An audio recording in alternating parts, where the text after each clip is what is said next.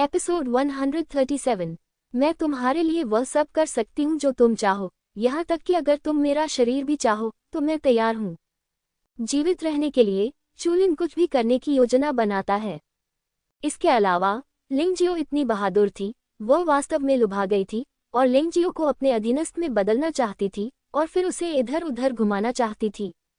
सच तो फिर मुझे तुम्हें मारने की जरूरत नहीं है, लिंगजियाओ मुस्कुराया और कहा। ये सच है कि सभी पुरुष कामुक होते हैं।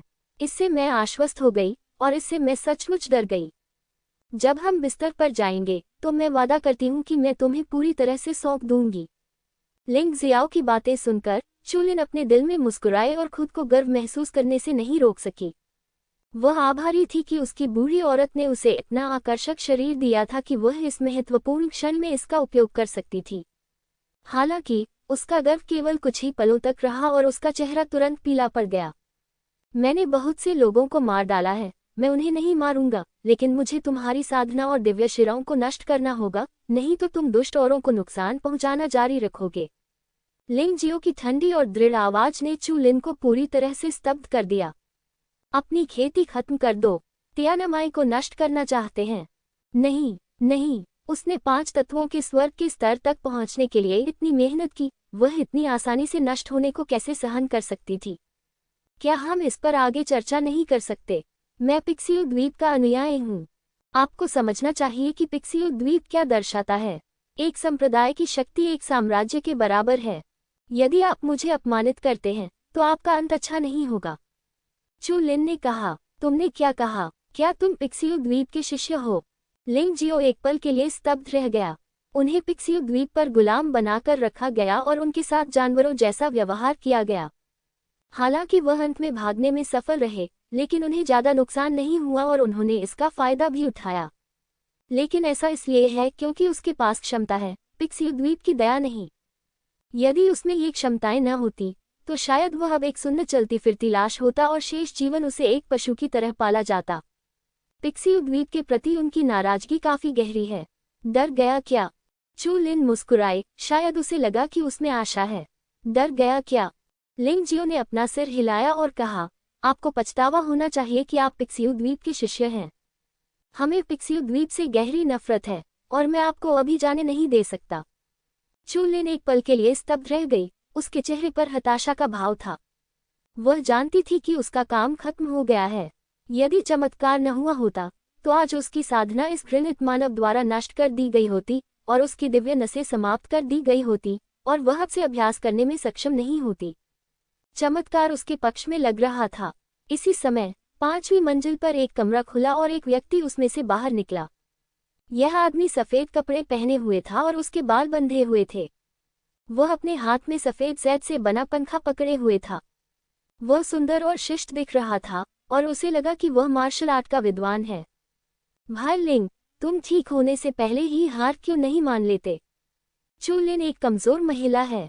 भले ही तुम्हें पिक्सियो द्वीप से कोई शिकायत हो, लेकिन इससे वह फंस नहीं पाएगी। जैसे ही यह व्यक्ति बाहर आया, वह लिंगजियो और चूलिन के बीच खड़ा हो गया और एक चुटकी के साथ कहा, उसने किलॉन को अभी आपको मारने के लिए उकसाया हो सकता है, लेकिन ये सिर्फ मजे के लिए था। वैसे भी आप ठीक हैं। मेरी खातिर, सम्मान की खातिर, चलो इस मामले को बंद करो। भाई जैक, जब चूलिन ने इस व्यक्ति को देखा तो उसे लगा जैसे उसने एक महान उद्धारकर्ता को देखा है। वह इतनी उत्साहित थी कि वह उसकी ओर दौड़ी। भाई यू, कृपया मुझे बचाओ। वह व्यक्ति बहुत भयंकर है। बहन लिन, आप उससे माफी क्यों नहीं मांगती? अभी तो गलती आपकी ही थी, केयू ने मुस्कुराते हुए कहा। मैंने पहले ही माफी मांग ली है, लेकिन वह इसे पसंद नहीं करता और मेरी खेती को नष्ट करने पर जोर देता है। चूलिन केयू के पीछे छिप गई, जैसे कि वह फिर से जीवित हो गई हो। भाई लिंग, आपने पहले ही मेरे चचेरे भाई की लॉन को मार डाला है, क्या आप और हत्याएं करना चाहते हैं? बहन लिन ने पहले ही आपसे माफी मांग ली है, इसे जाने दे तो कैसा रहेगा? केयू ने फिर से लिंगजियो को देखा और कहा, माफी मांगो। यह मत कहो कि उसने मुझसे माफी नहीं मांगी। अगर यह माफी ही है तो क्या तुम्हें लगता है कि यह उपयोगी है? अगर मैं तुम्हें मार दूं और फिर तुमसे माफी मांगूं तो क्या तुम्हारा के परिवार मुझे जाने देगा? लिंगजियो ने पूछा, और क्या तुम अपने आप को क्या समझते हो? मैं तुम्हें नहीं जानता, तो मैं तुम्हें क्यों सम्मान दूं? हा हा हा, केयू, तुम ऐसा नहीं कर सकते। लोग तुम्हें बिल्कुल भी सम्मान नहीं देंगे। हंसी की गूंज सुनाई दी और 5वीं मंजिल पर एक और कमरा खुला। एक और योद्धा उसमें से निकला और वह किंगेक्सू अकादमी का योद्धा निकला। बेटे, यहाँ से निकल जाओ और केलॉन को मार डालो। तुमने पहले ही फायदा उठा लिया है। यहाँ हमारी किंगेक्सू अकादमी को शर्मिंदा मत करो। कहीं ऐसा न हो कि दूसरे लोग कहें कि हमारी किंगेक्सू अकादमी के शिष्यों को पता ही नहीं है कि क्या करना है। जैसे ही यह आदमी बाहर आया, उसने हंसते हुए केयू का मजाक उड़ाया। हालांकि जब बातचीत बदल गई तो उसने जल्दी से लिंग जियाओ को घूर कर देखा और लिंग जियाओ को बाहर जाने के लिए कहा। किंगेक्सू अकादमी के वरिष्ठ सदस्य होने के नाते मैं आपको नहीं छूऊंगा। अब तुरंत माफी मांगो और बाहर निकल जाओ। मुझे डर है कि तुम मुझसे बेहतर जानते हो कि किंगेक्सू अकादमी को शर्मिंदा करने वाला कौन है। लिंग जियो ने इस व्यक्ति को हल्के से देखा और ठंडे स्वर में कहा, क्या तुम जानते हो मैं कौन हूँ? तुमने मुझसे बात करने की हिम्मत कैसे की? मुझे परवाह नहीं कि तुम कौन हो। मैं अभी तुमसे अपने मुंह से बात कर रहा हूँ, लेकिन मैं बाद में ऐसा करूंगा। लिंग जियाओ बहुत दुखी हुआ। मुझे घेर कर मार दिया गया और अब मैं बदला लेना चाहता हूँ, लेकिन तथाकथित आकाओं ने मुझे रोक रखा है। क्या तुम उस महिला के सामने हीरो बनकर दिखावा करना चाहते हो? मुझे सचमुच यह मानना पड़ेगा कि उस महिला का आकर्षण सचमुच बहुत बढ़िया है, लेकिन जितना ज्यादा ऐसा होता है उतना ज्यादा वह इस महिला को बर्बाद करना चाहता है। अगर वह इस दुर्भाग्य को होने देती है तो वह भविष्य में शांति से नहीं रह पाएगा। क्या कहा आपने? किंगेक्सू कॉलेज के वरिष्ठ भाई ने भौहें सिकुड़ी और लिंग जियाओ को ठंडी आंखों से घूरते हुए कहा, आप किंगेक्सू कॉलेज के नए सदस्य हैं। आपकी हिम्मत कैसे हुई कि आप मुझे निंके का सामना न करें? मुझे परवाह नहीं है कि आप निंके हैं या कोई बेवकूफ। बेहतर होगा कि आप इस मामले में हस्तक्षेप न करें, अन्यथा केलॉन आपका आदर्श बन जाएगा। जब लिंग जियो बोला तो उसकी गति फूट पड़ी और उसकी तलवार की मंशा संघनित हो गई, जैसे तलवार म्यान से बाहर निकली हो और चुभने वाली ठंड निंके की ओर दबाव डाल रही थी।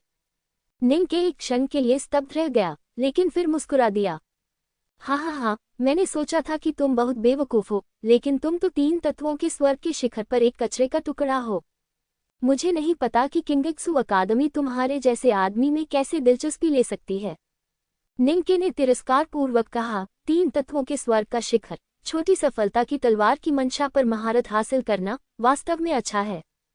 केलॉन जैसे बर्बाद व्यक्ति के खिलाफ जीतना वास्तव में संभव है, लेकिन आप स्पष्ट रूप से देख रहे हैं, मैं 5 तत्वों के स्वर्ग के अंतिम चरण में हूँ। मुझे उस तरह का बर्बाद व्यक्ति न समझें। जैसे ही उसने ये कहा, निंके की आभा फूट पड़ी और पंचतत्व स्वर्ग के अंतिम चरण की आभा सीधे लिंग जियो की ओर बढ़ गई। ऐसा लगता है कि यह निंके पृथ्वी अग्नि स्वर्गीय आदरणीय से थोड़ा कमजोर है। दोनों की साधना एक जैसी है, लेकिन पृथ्वी अग्नि स्वर्गीय पूज्य की आभा स्पष्ट रूप से अधिक मजबूत है, शायद इसलिए क्योंकि वह सप्ताह के दिनों में अधिक लड़ाइयों में भाग लेता है। क्या तुमने बकवास बंद कर दी है? लिंग जियाओ ने निंके को उदासीनता से देखा। मूल रूप से किंगेक्सू अकादमी के वरिष्ठ भाई का सामना करते हुए वह वास्तव में लड़ना नहीं चाहता था, लेकिन जिस तरह से निंके ने चूलिन की रक्षा की, उसे देखकर उसे पता चला कि इस आदमी का शिनहुआंग अकादमी के शिष्यों के साथ बेहतर संबंध हो सकता है। उसके दिल में अब कोई शंका नहीं थी। क्या? निंके एक पल के लिए स्तब्ध रह गया। उसने सोचा कि अगर उसने अपनी साधना दिखाई तो दूसरा पक्ष बिना लड़े ही पीछे हट जाएगा, लेकिन उसने कभी नहीं सोचा था कि यह लड़का जो अभी अभी किंगेक्सू अकादमी में शामिल हुआ था, उसे कोई सम्मान नहीं देगा। मैंने कहा था कि बकवास बंद करने के बाद तुम यहाँ से निकल सकते हो। यहाँ तुम्हारा हीरो बनने का कोई स्थान नहीं है। यहाँ से चले जाओ। लिंग जियाओ अभी भी थोड़ा संयमित था। वह वास्तव में किंगेक्सू अकादमी के लोगों को मारना नहीं चाहता था जब तक कि यह बिल्कुल आवश्यक न हो। तुम मौत की तलाश में हो। निंके क्रोधित हो गया और उसका चेहरा लाल और सफेद हो गया। लिंग जियो ने उसे अनदेखा किया और केयू को देखा और कहा, निंके मेरा वरिष्ठ भाई है। मैं उसे मारना नहीं चाहता, लेकिन अगर तुम रास्ते से नहीं हटते तो मुझे अपनी तलवार के साथ निर्दयी होने के लिए दोष मत देना। निंके, रास्ते से हट जाओ, मैं इस व्यक्ति को तुम्हें दे दूंगा। केयू को अपने चेहरे की चिंता है। वह आसानी से किसी की रक्षा नहीं करता, लेकिन एक बार जब वह आगे आने को तैयार हो जाए तो उसे ऐसा करना ही होगा। यदि कोई उसे सम्मान न देने की हिम्मत करता है तो वह उस व्यक्ति को मरने देगा। अगर अकादमी का ये नियम न होता कि हम एक दूसरे को नहीं मार सकते तो मैं आज तुम्हें मार देता। निंके ने ठंडी सांस ली और एक तरफ हट गया। केयू ने धीरे से चू लिन को अपनी बाहों में जकड़ लिया और कहा, बहन लिन, मैं इन दिनों थोड़ा खाली महसूस कर रहा हूँ। मुझे आश्चर्य है कि क्या आप कुछ दिनों के लिए मेरे साथ चलने को तैयार हैं। जब तक भाई यू उस बच्चे को मार सकते हैं, मैं भाई यू जो भी करना चाहेगा उससे सहमत हो जाऊंगा। चू लिन ने लिंग जियाओ को क्रूर भाव से देखा। वह लिंग जियाओ से इतनी नफरत करती थी कि वह चाहती थी कि लिंग जियाओ अभी मर जाए। ठीक है, यही तो मैं चाहता हूँ। केयू ने घाटे में व्यापार नहीं किया। चूंकि वह चू लिन की रक्षा कर रहा था, इसलिए वह स्वाभाविक रूप से उस कोमल और आकर्षक शरीर का आनंद लेना चाहता था। वह एक कदम आगे बढ़ा, अपने हाथ में पंखा खोला और फिर ठंडे स्वर में कहा, आज मैं तुम्हें समझाऊंगा कि तियानेवान पैगोडा के असली नियम क्या हैं। नियम, इसे इतना बड़ा चढ़ाकर मत कहो। अगर तुम उस औरत के सामने हीरो बनना चाहते हो तो सीधे कह दो। तुम्हें खुद को इतना महान बनाने की क्या जरूरत है। लिंग जियाओ ने घृणा से कहा, तुम सही हो, मैं उस औरत को चाहता हूँ, लेकिन तुम्हें नियमों को भी समझना होगा, यही ताकत है। केयू ने हल्के से मुस्कुराते हुए कहा, आप बूढ़े दिखते हैं, आप इतने मूर्ख नहीं हैं कि यह सोचे कि इस दुनिया में कोई कारण है न? सब कुछ जंगल का नियम है। केलॉन की हत्या होने पर मुझे गुस्सा नहीं आया, इसका कारण ये था कि वह बहुत कमजोर था, वह बेकार था और हमें उसकी मौत पर दुख नहीं होगा। जैसे अगली बार अगर मैं तुम्हें मार देता हूँ तो किंगक्सू अकादमी कुछ नहीं करेगी, क्योंकि कोई भी बर्बादी के लिए बड़ा उपद्रव नहीं करेगा। तो यह ऐसा ही है, ये नियम सरल और समझने में आसान है। लिंग जियो थोड़ा मुस्कुराया और अचानक अपना हाथ उठाया, इतनी तेजी से कि यह अविश्वसनीय था। इससे पहले कि केयू कुछ कर पाता, उसकी पुतलियों में एक ज्वलंत लाल प्रकाश प्रकट हुआ। वह व्यंगपूर्वक बोला और उसे रोकने के लिए पंखा हाथ में हिलाया। बहरहाल कार्रवाई तो हुई, लेकिन दुर्भाग्य से पंखे की कोई भूमिका नहीं रही। चियांग शंकु, जिसमें छोटी सफलता की विनाशकारी तलवार की मंशा निहित थी, और भी अधिक शक्तिशाली था। इसने सीधे केयू की सुरक्षा को भेद दिया, केयू के शरीर की रक्षा करने वाली तियानेवान शक्ति को तोड़ दिया और अंततः केयू के शरीर को छेद दिया। एक बार में ही पूरा काम हो गया। केयू केवल पंखा खोल सकता था और उसके शरीर को तियानेवान बल इकट्ठा करने का समय नहीं मिला। ऐसी परिस्थितियों में यदि उनकी मृत्यु नहीं हुई तो यह अजीब बात होगी। केयू, जो सोचता था कि वह लिंगजियो के जीवन और मृत्यु को नियंत्रित कर सकता है, लिंगजियो द्वारा एक ही चाल में मार दिया गया, और यहाँ तक कि केलॉन की तुलना में उसकी मृत्यु अधिक सरलता से हुई। चूंकि लिंगजियो जानता था कि केयू भी एक मोर था, वह उसे मोर दिव्य प्रकाश का उपयोग करने का अवसर कैसे दे सकता था। स्वाभाविक रूप से वह पहले हमला करेगा। बलवान कमजोर पर शिकार करते हैं। आप सही कह रहे हैं, ये नियम आपके लिए बिल्कुल उपयुक्त है। जब केयू का शरीर धमाके के साथ जमीन पर गिरा तो लिंगजियो की आवाज भी हवा में गूंज उठी, ठंडा और एक मजबूत मजाक के साथ। अधिक मजबूत? हाँ। केयू ने बिल्कुल भी प्रतिक्रिया नहीं की। ये कितनी तेज है। केयू के शरीर को केलॉन के शरीर पर दबा हुआ देखकर देखने वाले योद्धा थोड़े भयभीत हो गए। लिंगजियो का हमला बहुत तेज था और वे केवल एक चमकदार रोशनी ही देख पा रहे थे। तभी केयू जमीन पर गिर पड़ा। वे लिंगजियो की हरकतों को भी स्पष्ट रूप से नहीं देख सकते थे, क्योंकि अपनी दृष्टि से वे उसे उस हद तक नहीं देख सकते थे। निंके ने गहरी सांस ली, कई कदम पीछे हटे और लगभग तियानेवान पैगोडा से गिर गए। वह भयभीत हो गया। यह नवागंतुक इतना डरावना कैसे हो सकता है। वह लगभग 1 साल तक एकांतवास में रहा और आखिरकार 5 तत्वों के स्वर्ग के अंतिम चरण में पहुंच गया। क्या वह कुछ भूल गया था? क्या होगा यदि लिंगजियाओ का हमला अभी केयू पर न होकर निंके पर हुआ होता?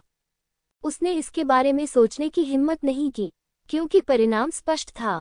साधना के मामले में वह केयू जितना अच्छा नहीं था और युद्ध शक्ति के मामले में वह केयू जितना अच्छा नहीं था। यही कारण था कि वह केयू का अनुचर बनकर अनुसरण करने को तैयार था।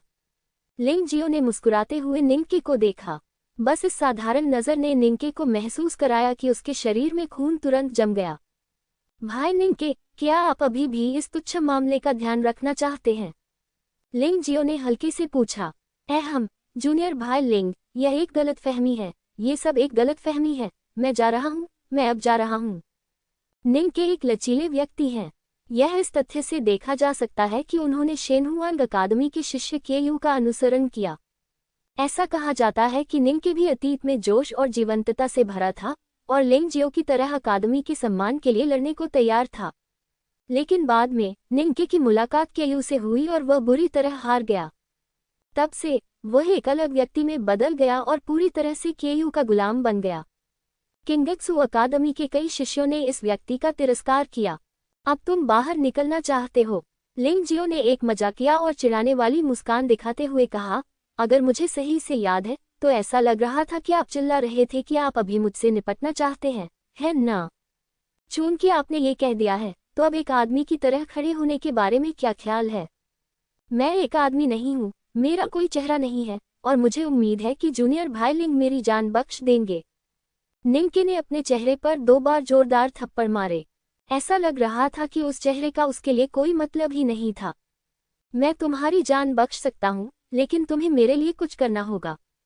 लिंग जियो को निंगके बहुत पसंद नहीं था, लेकिन किंगेत्सु अकादमी के साथी शिष्य एक दूसरे को मार नहीं सकते थे। इस नियम के कारण वह कोई अपवाद नहीं बनाना चाहता था। लेकिन उसे यह अच्छा नहीं लगा कि वह इस आदमी को आसानी से छोड़ दे, इसलिए उसने पहले कुछ कर्ज वसूलने की योजना बनाई। भाई लिंग, बस कह दो, एक बात की तो बात ही छोड़ो, चाहे 100 बातें हो, 1000 बातें हो, मैं मान जाऊंगा। निंगके पूरी तरह से बेशर्म था। जब तक वह जीवित रह सकता था वह सब कुछ फिक सकता था। मैं चाहता हूं कि तुम अपनी साधना छोड़ दो। क्या तुम तैयार हो? लिंग जियाओ ने मुस्कुराते हुए कहा। क्या अपनी साधना त्याग दो? निंगके पूरी तरह से अचंभित रह गया। यद्यपि अपनी साधना को त्यागना अपनी दिव्य शिराओं को त्यागने से बेहतर है, क्योंकि आप पुनः अभ्यास कर सकते हैं, लेकिन उसने पहले भी बहुत से लोगों को नाराज किया था। अगर उसने अभी अपनी साधना छोड़ दी तो वे दुश्मन उसे जाने नहीं देंगे। उस समय उसकी मृत्यु बहुत बुरी तरह हो सकती है। काफी कठिन। हाँ, मैंने सुना है कि लिंग जियो अपने कार्यों में निर्दयी है, लेकिन मुझे उम्मीद नहीं थी कि वह अपने साथी शिष्यों के साथ भी ऐसा ही व्यवहार करेगा। किसने निंगके को उसका अपमान करने पर मजबूर किया? वह इसी लायक है। कृपया जूनियर भाई लिंग, मुझे अपनी साधना नष्ट करने दो। मैं सचमुच मरने वाला हूँ। निंगके ने लिंग जियाओ के सामने घुटने टेक दिए। यदि आप अपनी खेती को बर्बाद नहीं करना चाहते हैं तो यह आसान है। अपने बगल में बैठी महिला को मार दे और मैं आपको जाने दूंगा। लिंग जियो दुष्टता से मुस्कुराया। वह सिर्फ निंगके को पानी में घसीटना चाहता है। इस तरह निंगके ने पिक्सियो द्वीप को अपमानित किया और दिव्य फीनिक्स अकादमी को पूरी तरह से अपमानित किया। भविष्य में उसका अनुसरण न करना असंभव होगा। नहीं चाहिए। चू लिन ने भयभीत होकर निंगके को देखा, अपना सिर हिलाया और रोने लगी। वह अब सचमुच हताश हो चुकी थी। मैंने सोचा था कि केयू एकांतवास से बाहर आने के बाद लिंग जियो को मारने में उसकी मदद कर सकेगा। अब यह अच्छा है कि लिंग जियो उसकी खेती को नष्ट करने की भी जहमत नहीं उठाता, बल्कि उसे सीधे मारना चाहता है। ये प्रतिशोध है। वरिष्ठ भाई निंग, आपके पास केवल एक ही मौका है। आप अपना चुनाव स्वयं करें। मेरा धैर्य सीमित है। लिंग जियाओ ने हल्के से कहा। मुझे खेद है चू लिन, राक्षस तुम्हें अंधा होने और जूनियर भाई लिंग को अपमानित करने के लिए दोषी ठहराता है। निंग के जैसा व्यक्ति चू लिन पर कैसे दया कर सकता है? जब तक वह अपनी जान और साधना बचा सकता है, क्या होगा यदि वह अब चू लिन को मार दे? अगर पिक्सियो द्वीप बदला लेने आता है तो सबसे बुरा तो ये होगा कि वह किंगेत्सु कॉलेज में छिप जाए। वैसे भी पिक्सियो द्वीप भी आसानी से किंगेत्सु कॉलेज में घुसकर परेशानी पैदा नहीं कर सकता। जब उन्होंने यह बात कही तो पता चला कि उन्होंने पहले ही कार्रवाई कर दी थी। निंगके का सामना करते हुए, जो उससे कहीं अधिक शक्तिशाली थी, चू लिन का चेहरा बेहद पीला पड़ गया। उसे अचानक वह दृश्य याद आ गया जहां उसने के लॉन्ग और गार्ड को लिंग जियो पर हमला करने के लिए उकसाया था, और उसे अपने दिल में इसका पछतावा हुआ। उस क्षण से उसका दुखद अंत निश्चित हो गया। आह! एक चीख के साथ चू लिन का सिर सीधे निंग के द्वारा हटा दिया गया। लिंग जियो के प्रति अपनी वफादारी दिखाने के लिए निंग की चरम सीमा तक चली गई। लेकिन लिंग जियो की अभिव्यक्ति बहुत अच्छी नहीं थी। वह वास्तव में निंग के जैसे लोगों से नफरत करता है। जीवित रहने के लिए किसी को भी त्यागा जा सकता है। चले जाओ, बेहतर होगा कि तुम भविष्य में मुझे फिर से अपमानित न करो, अन्यथा मुझे तुम्हें मारने का कोई बहाना खोजने के लिए दोष मत दो।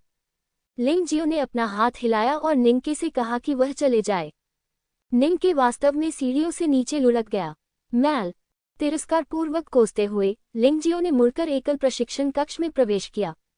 जहां तक बाहर पड़ी लाशों का सवाल है, कोई न कोई तो स्वाभाविक रूप से उनकी देखभाल करेगा ही, इसलिए उसे उनके बारे में चिंता करने की कोई जरूरत नहीं है। वह कोई दबंग व्यक्ति नहीं है। यद्यपि यह ऐसी दुनिया है जहां कमजोर लोग ताकतवर को खा जाते हैं, फिर भी उसने कभी भी अपनी ताकत का इस्तेमाल कमजोर लोगों को परेशान करने के लिए नहीं किया, जब तक कोई उसे अपमानित न करे। जो भी व्यक्ति शेष बचे एक कमरे का उपयोग करने में सक्षम है, वह इसका उपयोग कर सकता है। जिस समय पत्थर का दरवाजा गिरा, लिंग जियो ने हल्के से कहा, धन्यवाद युवा मास्टर लिंग। लिंग जियो को उनके धन्यवाद की परवाह नहीं थी, वह सिर्फ अपने दिल की बात पर आधारित काम करता था। प्रशिक्षण कक्ष में पैर मोड़कर बैठे हुए उन्होंने तियानयुआन क्रिस्टल स्टोन और तियानलिंग दिव्य गोली निकाली, फिर विश्व की आंख खोली और अंतिम स्प्रिंट प्रशिक्षण शुरू किया। जैसे ही शानहे मार्शल स्पिरिट ने प्रसारित होना शुरू किया, तियानयुआन क्रिस्टल और तियानलिंग दिव्य गोली से ऊर्जा लिंग जियो के अंगों और हड्डियों में प्रवाहित होने लगी, लगातार संघनित, मजबूत, बढ़ती और अधिक से अधिक शुद्ध होती गई। इसके साथ ही प्रकाश और छाया के रहस्यों को समझने की उनकी गति अभी भी नहीं रुकी। साधना एक बात है, लेकिन प्रकाश और छाया के रहस्यों की समझ बंद नहीं होनी चाहिए। खेती सबसे अधिक उबाऊ है और समय सबसे तेजी से उड़ता है। पलक झपकते ही 2 दिन बीत गए। बाहर पड़े शवों को पहले ही हटा दिया गया था और लिंग जियो के कारनामे पूरे शाही शहर में फैल गए हैं। इस मामले में रुचि रखने वाले लगभग सभी योद्धा अब जानते हैं कि लिंग जियाओ के यात्रा पर जाने के बाद वापस आने पर उसके साधना स्तर में काफी वृद्धि हुई। शुरू में उन्होंने सोचा था कि लिंग जियो और रक्त कंकाल के बीच द्वंद्व एक उबाऊ लड़ाई होगी, लेकिन अब वे मदद नहीं कर सकते थे, लेकिन थोड़ा और अधिक दिलचस्पी महसूस कर रहे थे। इस महीने के आखिरी दिन शाही शहर के सबसे जीवंत चौक पर बहुत से लोग एकत्र हुए। यह मूलतः वह स्थान था जहां शाही दरबार आदेश जारी करता था और लोग शाही फरमान सुनने के लिए भी यहां आ सकते थे। ये स्थान बड़ा, विशाल और अच्छी तरह से संरक्षित है। इस समय चौक के केंद्र को, जहां लोग आते जाते थे, सीधे घेर दिया गया था तथा वहां विशेष सामग्रियों से बना एक अखंड प्रतियोगिता मंच खड़ा किया गया था। दोनों तरफ डिवाइन फीनिक्स कॉलेज और किंगित्सु कॉलेज के झंडे लगे हुए थे। मध्य में दिव्य फीनिक्स साम्राज्य का ध्वज है। क्या ये संभव है कि दिव्य फीनिक्स कॉलेज और किंगित्सु कॉलेज के बीच यहाँ शिष्यों का टकराव होने वाला है? अन्यथा इतना बड़ा तमाशा कैसे हो सकता है? ये देखकर कि महल के पहरेदार भी व्यवस्था बनाए रखने के लिए पास में ही काम कर रहे थे, कुछ लोग पूछे बिना नहीं रह सके। ये शिष्यों के बीच द्वंद्व है, लेकिन ये सिर्फ रक्त कंकाल और लिंग जियो के बीच द्वंद्व है। उनके बगल में बैठे व्यक्ति ने समझाया, लेकिन मैं भी थोड़ा हैरान हूँ। ये तो बस 2 शिष्यों के बीच द्वंद्व है, इस पर इतना बवाल कैसे हो सकता है? प्रचार कार्य इस महीने की शुरुआत में शुरू हुआ था और कल तक भी जारी था। आप केवल एक को जानते हैं, दूसरे को नहीं, एक अंदरूनी सूत्र ने हंसते हुए कहा। यह मामला अब केवल उन 2 लोगों के बीच का संघर्ष नहीं रह गया है, इसमें 2 प्रमुख कॉलेजों के बीच गुप्त प्रतिद्वंद्विता शामिल है। कैसे कहें, तुम सच में नहीं जानते। जब लिंग जियो पहली बार इंपीरियल सिटी में आया था, तो उसने कई लोगों के सामने दिव्य फीनिक्स अकादमी को अपमानित किया और दिव्य फीनिक्स अकादमी के लेंग चान और फैंग मिंगबो को पदच्युत कर दिया। तुम क्या सोचते हो, क्या ये दिव्य फीनिक्स अकादमी इसे सहन कर सकती है? ये निश्चित रूप से संभव नहीं है। ये सही है, लेकिन समस्या की इस मामले में शेनहुआंग अकादमी की गलती है और इसकी समग्र शक्ति किंगित्सु अकादमी के साथ प्रतिस्पर्धा करने में सक्षम नहीं हो सकती है। ये सिर्फ इतना हुआ कि लिंग जियो ने बाद में ब्लड स्कल को नाराज कर दिया, इसलिए शेनहुआंग अकादमी ने बदला लेने के लिए ब्लड स्कल पर अपना दांव लगाया। कोई आश्चर्य नहीं, मैंने सुना है कि पिछले महीने शेनहुआंग अकादमी द्वारा रक्त खोपड़ी की खेती की गई है। चाहे वह संसाधन हो या मार्शल आर्ट, उसे जो भी चाहिए वह दिया जाएगा और उपाध्यक्ष व्यक्तिगत रूप से उसका मार्गदर्शन करेंगे। मुझे लगता है कि उसकी खेती फिर से सफल हो गई है। ये तो पक्का है, लेकिन लिंग जियाओ कोई आसान प्रतिद्वंद्वी नहीं है। आपका क्या मतलब है? आप लोग एकांत में अभ्यास कर रहे हैं, है न? आपको कुछ भी क्यों नहीं पता? बोलने वाले व्यक्ति ने गर्व से कहा। 20 दिन से अधिक समय पहले लिंग जियो ने शेनहुआंग नीलामी घर में एक दृश्य बनाया। दापेंग कबीले के यानपेंग को सम्मान नहीं दिया और उस दास को छीन लिया जिसे यानपेंग चाहता था। ऐसा कहा जाता है कि किसी ने एक मास्टर को उसे बीच रास्ते में रोकते हुए देखा था। लिंग जियो को मार डालो, और वह गुफा स्वर्ग क्षेत्र का एक मास्टर था, लेकिन उसे लिंग जियो और गुलाम ने एक साथ मार डाला। बहुत अद्भुत, आश्चर्यजनक बात अभी आनी बाकी है। लिंग जियाओ 20 दिनों से अधिक समय से वापस नहीं आया है। सभी को लगा कि वह भाग गया है, लेकिन जैसे ही वह वापस आया, उसने मयूर कबीले के केलोंग और केयू को मार डाला। ये दोनों शेनहुआन अकादमी के शिष्य हैं। कोई रास्ता नहीं, केलोंग और केयू दोनों ही पंचतत्व स्वर्ग की साधना वाले योद्धा हैं। लिंग जियो इतना शक्तिशाली कैसे हो सकता है? बहुत बढ़िया। बेशक वह अद्भुत है। उस समय मौजूद लोगों की यादों के अनुसार केलोंग ने मयूर कबीले के दिव्य प्रकाश का इस्तेमाल किया था, लेकिन लिंग जियो ने एक गुप्त हथियार से उसे हरा दिया था। केयू तो और भी बुरा था। वह एक ही वार में मारा गया और उसे हमला करने का मौका भी नहीं मिला। तस्क, अगर ऐसा है तो आज की प्रतियोगिता वास्तव में रोमांचक है। ये वास्तव में अनिश्चित है कि कौन जीतेगा। यानी आज मंच तैयार हो गया है और कल प्रतियोगिता का दिन है। इसे मिस मत करना। शेनहुआन कॉलेज, क्विंगक्सू कॉलेज, पीकॉक कबीला, दापेन कबीला, पिक्सी द्वीप। लिंग जियो और ब्लड स्कल के बीच ये द्वंद्व वास्तव में सिर्फ दो लोगों के बीच का द्वंद्व नहीं है, ये पूरी तरह से प्रमुख ताकतों के बीच एक गुप्त प्रतियोगिता बन गई है। यदि ऐसा कोई भव्य मैदान न होता तो इतना महत्वपूर्ण युद्ध बहुत ही बेकार होता। अगली सुबह लाल सूरज आसमान में था। सुबह सुबह बड़ी संख्या में लोग चौक पर एकत्र हो गए, शायद इसलिए कि इस द्वंद्व का प्रारंभिक प्रचार कार्य बहुत अच्छे से किया गया था। ये बहुत सनसनीखेज भी था। सड़कों और गलियों में दोनों के बीच द्वंद्व युद्ध के बैनर लगे हुए थे और यहाँ तक कि लिंग जियाओ और ब्लड स्कल के विशाल चित्र भी लगे हुए थे। यह शाही शहर में एक प्रमुख आयोजन बन गया है।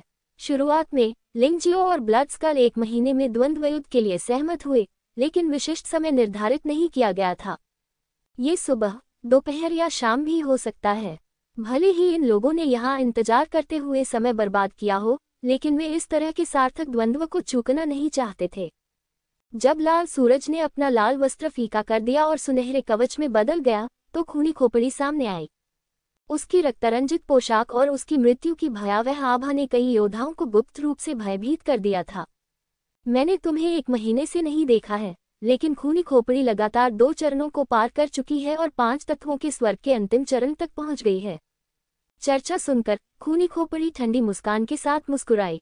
उनका प्रबल आत्मविश्वास उन्हें सिर ऊंचा करके और छाती ऊंची करके चलने पर मजबूर करता था, और वे बहुत ऊर्जावान दिखते थे। इस दिन के द्वंद्व युद्ध के लिए उन्होंने 1 महीने तक कठोर अभ्यास किया और नारकीय प्रशिक्षण का अनुभव किया। ये कहा जा सकता है कि यह मौत से भी बदतर था। ये सब लिंग जियो के कारण हुआ। वह इस महीने में झेले गए सभी दुखों को लिंग जियो पर उतारना चाहता था और लिंग जियो को अपने पैरों तले पूरी तरह से रौंदना चाहता था। रक्तरंजित खोपड़ी ने शेनहुआन अकादमी के उपाध्यक्ष फैंग मिंगवानजोंग और सिकोंग जून और अन्य लोगों को प्रणाम किया और फिर सीधे प्रतियोगिता के मंच पर कदम रखा। वहां क्रॉस लेग बैठ गया, अपनी आंखें बंद कर ली और अपने दिमाग को आराम दिया। अब बाहरी दुनिया में किसी भी चीज पर ध्यान नहीं दे रहा था। मैं अकेला हूँ। शायद केवल यही शब्द वर्तमान रक्त खोपड़ी का वर्णन कर सकता है। यद्यपि अनगिनत गुरु उसकी ओर देख रहे थे, फिर भी उसने कोई घबराहट नहीं दिखाई, बल्कि वह पूरी तरह से शांत और संयमित था। ये तो असली गुरु है। 1 महीने पहले ब्लड स्कल को शेनहुआन अकादमी में 20वां स्थान मिला था। उस समय वह 4 प्रतीकों के स्वर्ग के शिखर पर था और उसने अभी अभी 5 तत्वों के स्वर्ग को तोड़ा था और उसके पास रैंकिंग लड़ाई में भाग लेने का समय नहीं था। अब उसकी साधना पंचतत्व स्वर्ग के उत्तरार्ध में है और उसकी साधना इस स्तर पर पूरी तरह से समेकित हो गई है। कई लोगों का मानना है कि उनकी वर्तमान रैंकिंग संभवतः 20वीं नहीं है, बल्कि वे कई स्थानों पर जा सकते हैं। अतीत में रक्त खोपड़ी बहुत खतरनाक थी। आज रक्त खोपड़ी और भी अधिक भयानक है। ब्लड स्कल के बैठने के बाद एक के बाद एक लोगों के कई समूह आए और जब ये लोग पहुंचे तो वे सभी सीधे वीआईपी सीटों पर बैठ गए। इनमें से एक समूह का नेतृत्व 30 या 40 वर्ष की आयु का एक मध्यम आयु वर्ग का व्यक्ति कर रहा था और उसकी पोशाक शेनहुआन साम्राज्य के योद्धाओं की पोशाक से बहुत अलग थी। यदि लिंग जियो यहाँ होते तो वे पहचान लेते कि यह मध्यम आयु वर्ग का व्यक्ति पिक्सी द्वीप का युवा स्वामी चूम्यू था।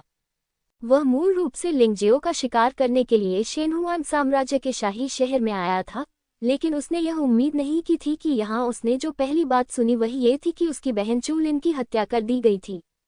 यद्यपि चूलिन को लिंग जियो ने नहीं मारा था, फिर भी लिंग जियो के साथ उसके बहुत अच्छे संबंध थे।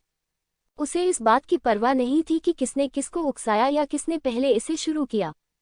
वैसे भी उसकी बहन चूलिन मर चुकी थी, इसलिए वह लिंग जियाओ के साथ परेशानी मोल लेना चाहता था।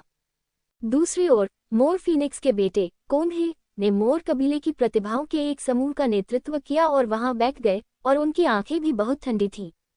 लिंग जियाओ ने के लॉन्ग और के यू को क्रमिक रूप से मार डाला। हालांकि ये दोनों मोर कबीले की ही शाखाएं थीं, लेकिन चेहरे की समस्या गंभीर थी। कोंग के बगल में बैठा वह एक बूढ़ा आदमी था, जिसे मोर कबीले का स्वामी होना चाहिए था। यह अज्ञात था कि वह विशेष रूप से क्या करता था। दापेंग कबीले के तियानपेंग फीनिक्स का बच्चे पेंग यू भी आया। वह यहाँ निसंदेह लिंग जियाओ के कारण आया था। शेनहुआंग नीलामी घर में लिंग जियो ने दापेंग कबीले को मुंह दिखाने की हिम्मत नहीं की, जिससे वह बहुत क्रोधित हो गया। उसके बगल में यानपेंग बैठा था। यानपेंग दापेंग कबीले का गुनी दामाद था, यानी तियानपेंग फीनिक्स के बेटे पेंग यू का साला। यानपेंग हार गया था और उसे डर था कि वह अपने पैरों पर वापस नहीं आ पाएगा, इसलिए उसने विशेष रूप से पेंग यू से मदद करने के लिए कहा। दापेंग कबीले के बगल में शेनहुआंग नीलामी घर के युवा स्वामी फैंग मिंग वुशान थे। फैंग मिंग वुशान न केवल शेनहुआंग नीलामी घर के युवा स्वामी थे, बल्कि युवराज फैंग मिंग किशान के छोटे भाई भी थे। ऐसा कहा जाता है कि फैंग मिंग किशन एक मार्शल आर्ट कट्टरपंथी है। लड़ाई के लिए सैनिकों का नेतृत्व करने के अलावा वह अपना बाकी समय अभ्यास में बिताता था, और उसके कई काम फैंग मिंग वुशान द्वारा किए जाते थे। जब वे शेनहुआंग नीलामी घर पहुंचे तो ये स्वाभाविक था कि तियानलोंग नीलामी घर से लोग नहीं आएंगे। यूनिया जानती थी कि लिंगजियो का एक विशेष दर्जा था, इसलिए वह स्वाभाविक रूप से लिंगजियो का समर्थन करने के लिए आए, और साथ ही वह ये भी देखना चाहती थी कि क्या लिंगजियो उनकी साधना का उद्देश्य हो सकता है। काफी समय बीत गया, लेकिन किंगक्सू अकादमी से कोई नहीं आया। लिंग जियाओ भी नहीं दिखा। अरे, किंगक्सू अकादमी के ये लोग इतने घमंडी हैं कि उन्होंने हमें यहाँ इंतजार करवाया। फैंग मिंग वानजोंग अधीर और शापित हो रहा था। भाई वानजोंग, आप इतने चिंतित क्यों हैं? आज के द्वंद्वयुद्ध के लिए कोई निर्धारित समय नहीं है। भले ही लिंग जियाओ को किसी कारण से देरी हो जाए, आप जा सकते हैं। किसी ने आपको लड़ाई देखने के लिए यहाँ आने के लिए मजबूर नहीं किया। वक्ता थे किंगशू अकादमी के उपाध्यक्ष फैंग की ज्ञान, जो देर से आए थे। बूढ़े फीनिक्स की ज्ञान, आप यहाँ अकेले क्यों हैं? आपकी किंगक्सू अकादमी इतने बड़े मामले पर बिल्कुल भी ध्यान नहीं दे रही है। फैंगमिंग वानजोंग चिल्लाया, क्या ये कोई बड़ी बात है? अंत में यह अकादमी में शिष्यों के बीच एक निजी टकराव है। मैं भी यहाँ अपने नाम से आया हूँ क्योंकि मैं उस लड़की यानरान को नहीं हरा सका। मैं किंगक्सू अकादमी का प्रतिनिधित्व नहीं करता हूँ, फैंग की ज्ञान ने सहजता से कहा।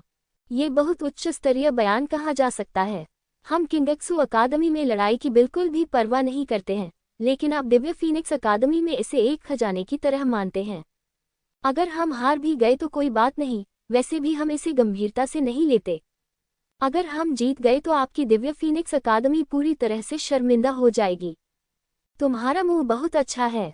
हो, आखिरकार तुम्हारी किंगक्सू अकादमी को अभी भी उस लिंग जियो पर थोड़ा भरोसा है, इसलिए तुम खुद को शर्मिंदा करने की हिम्मत नहीं करते।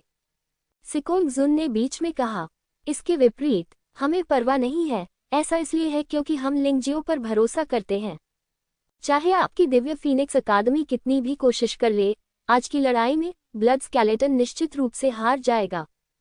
फैंग की ज्ञान ने मुस्कुराते हुए कहा, बेशक आधार की दिव्य फीनिक्स अकादमी बिजली दानव राजा की तरह बेशर्म नहीं होगी और कुछ गंदी चालें चलेगी। सिकोंग जुन के मुंह के कोने कई बार जोर से फड़कने लगे और उसने बोलना बंद कर दिया। झगड़ते रहने से वह और भी निष्क्रिय हो जाएगा। फैंग की ज्ञान अपने मुंह से लिंगजियो जितना ही अच्छा है। वे दोनों बहुत वाक्पटु हैं। मुझे डर है कि वह बच्चा आ जाने से बहुत डर रहा है। फैंग मिंग वानझोंग ने ठंडी सांस ली, बात करना बंद कर दिया, अपनी आंखें बंद कर ली और इंतजार करना जारी रखा।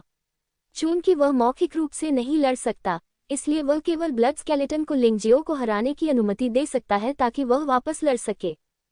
फैंग की ज्ञान मुस्कुराया और कुछ नहीं बोला। लिंग जियाओ निश्चित रूप से आएगा। उस युवक के बारे में उनकी समझ के आधार पर वह निश्चित रूप से ऐसा व्यक्ति नहीं था जो मुसीबत में पड़ने से डरता हो। वह तब भी आता जब उसे पता होता कि वह पराजित है। वाइस डीन, हम यहाँ हैं।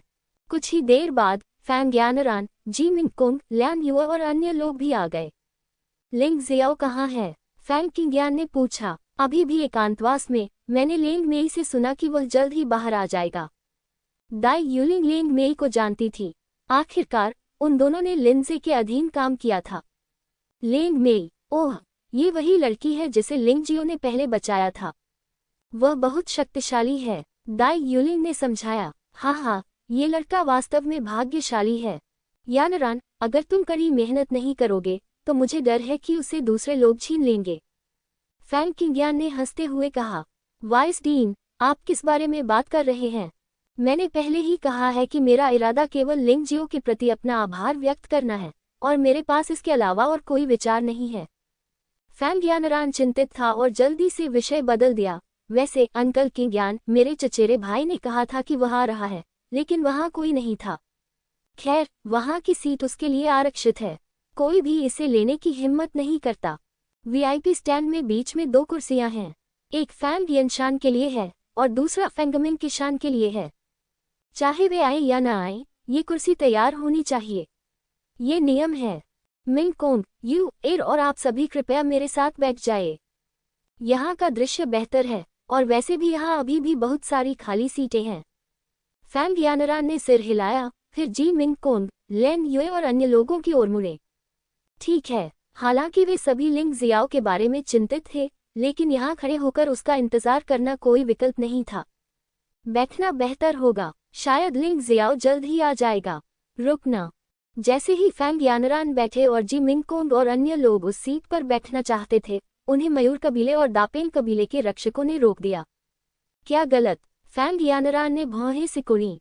मिस यानरान, आप बैठ सकती हैं, लेकिन ये अछूत नहीं। वे इंसान हैं, घृणित और नीच। वे हमारे मालिक के साथ बैठने के लायक कैसे हो सकते हैं? वहां खड़े रहना भी उतना ही अच्छा है। मोर जनजाति के रक्षक ने अपने हाथ जोड़े और कहा। घृणास्पद। ठीक है यानरान, इतनी छोटी सी बात पर गुस्सा मत हो।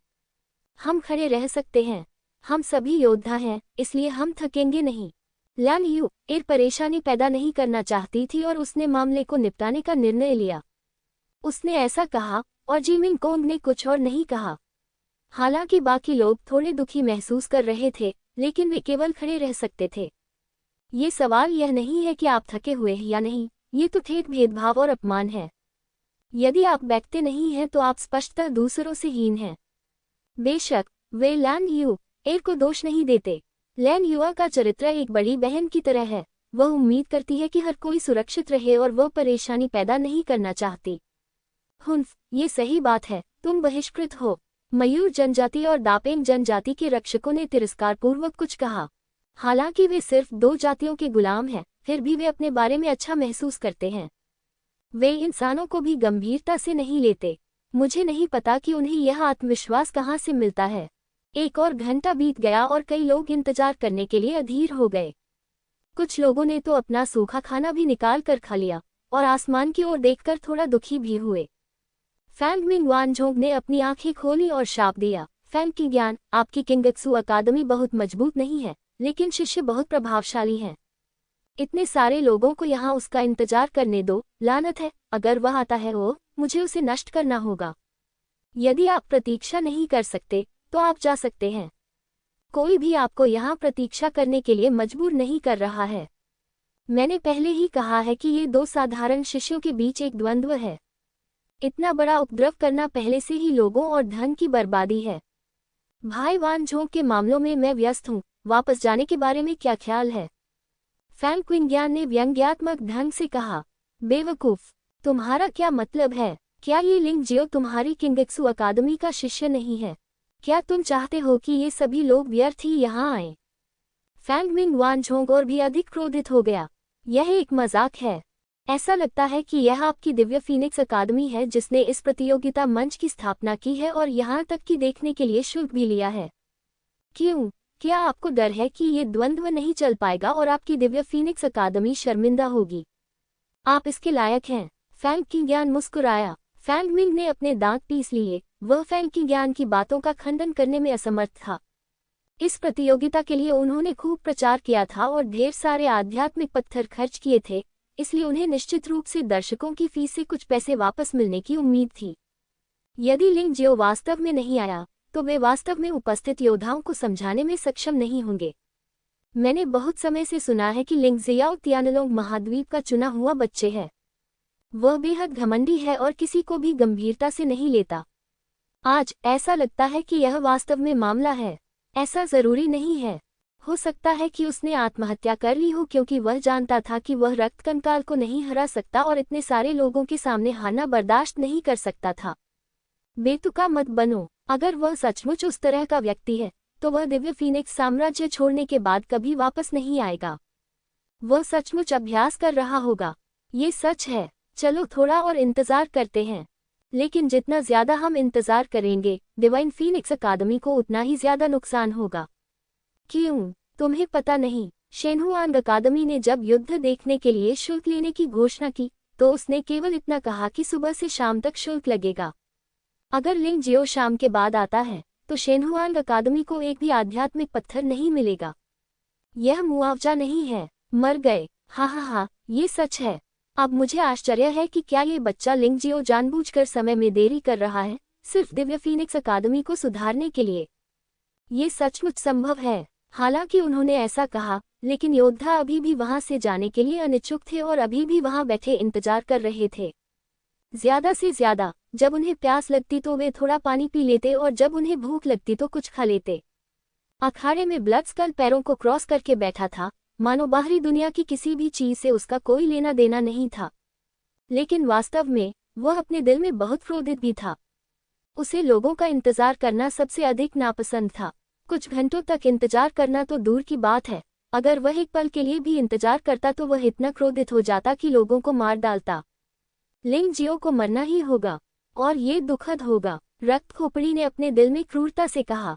समय बीतता गया, सूरज डूब गया और सचमुच शाम हो गई। ये बच्चा सचमुच साहसी है। मुझे अब और अधिक यकीन हो रहा है कि यह बच्चा जानबूझकर शेनहुआंग अकादमी को धोखा दे रहा है। हे, हालांकि मैंने इतने लंबे समय तक इंतजार किया है, लेकिन मुफ्त में द्वंद्व देखना बुरा नहीं है। मुझे लगता है कि लिंग जियो जल्द ही यहाँ आ जाएगा। भीड़ में कई योद्धाओं को देखने की शुल्क के लिए खेद महसूस हुआ। मुख्य बात कि शेनहुआंग अकादमी वास्तव में बहुत क्रूर है। ये वास्तव में देखने के लिए 10,000 निम्न श्रेणी की स्पिरिट स्टोन चार्ज करता है।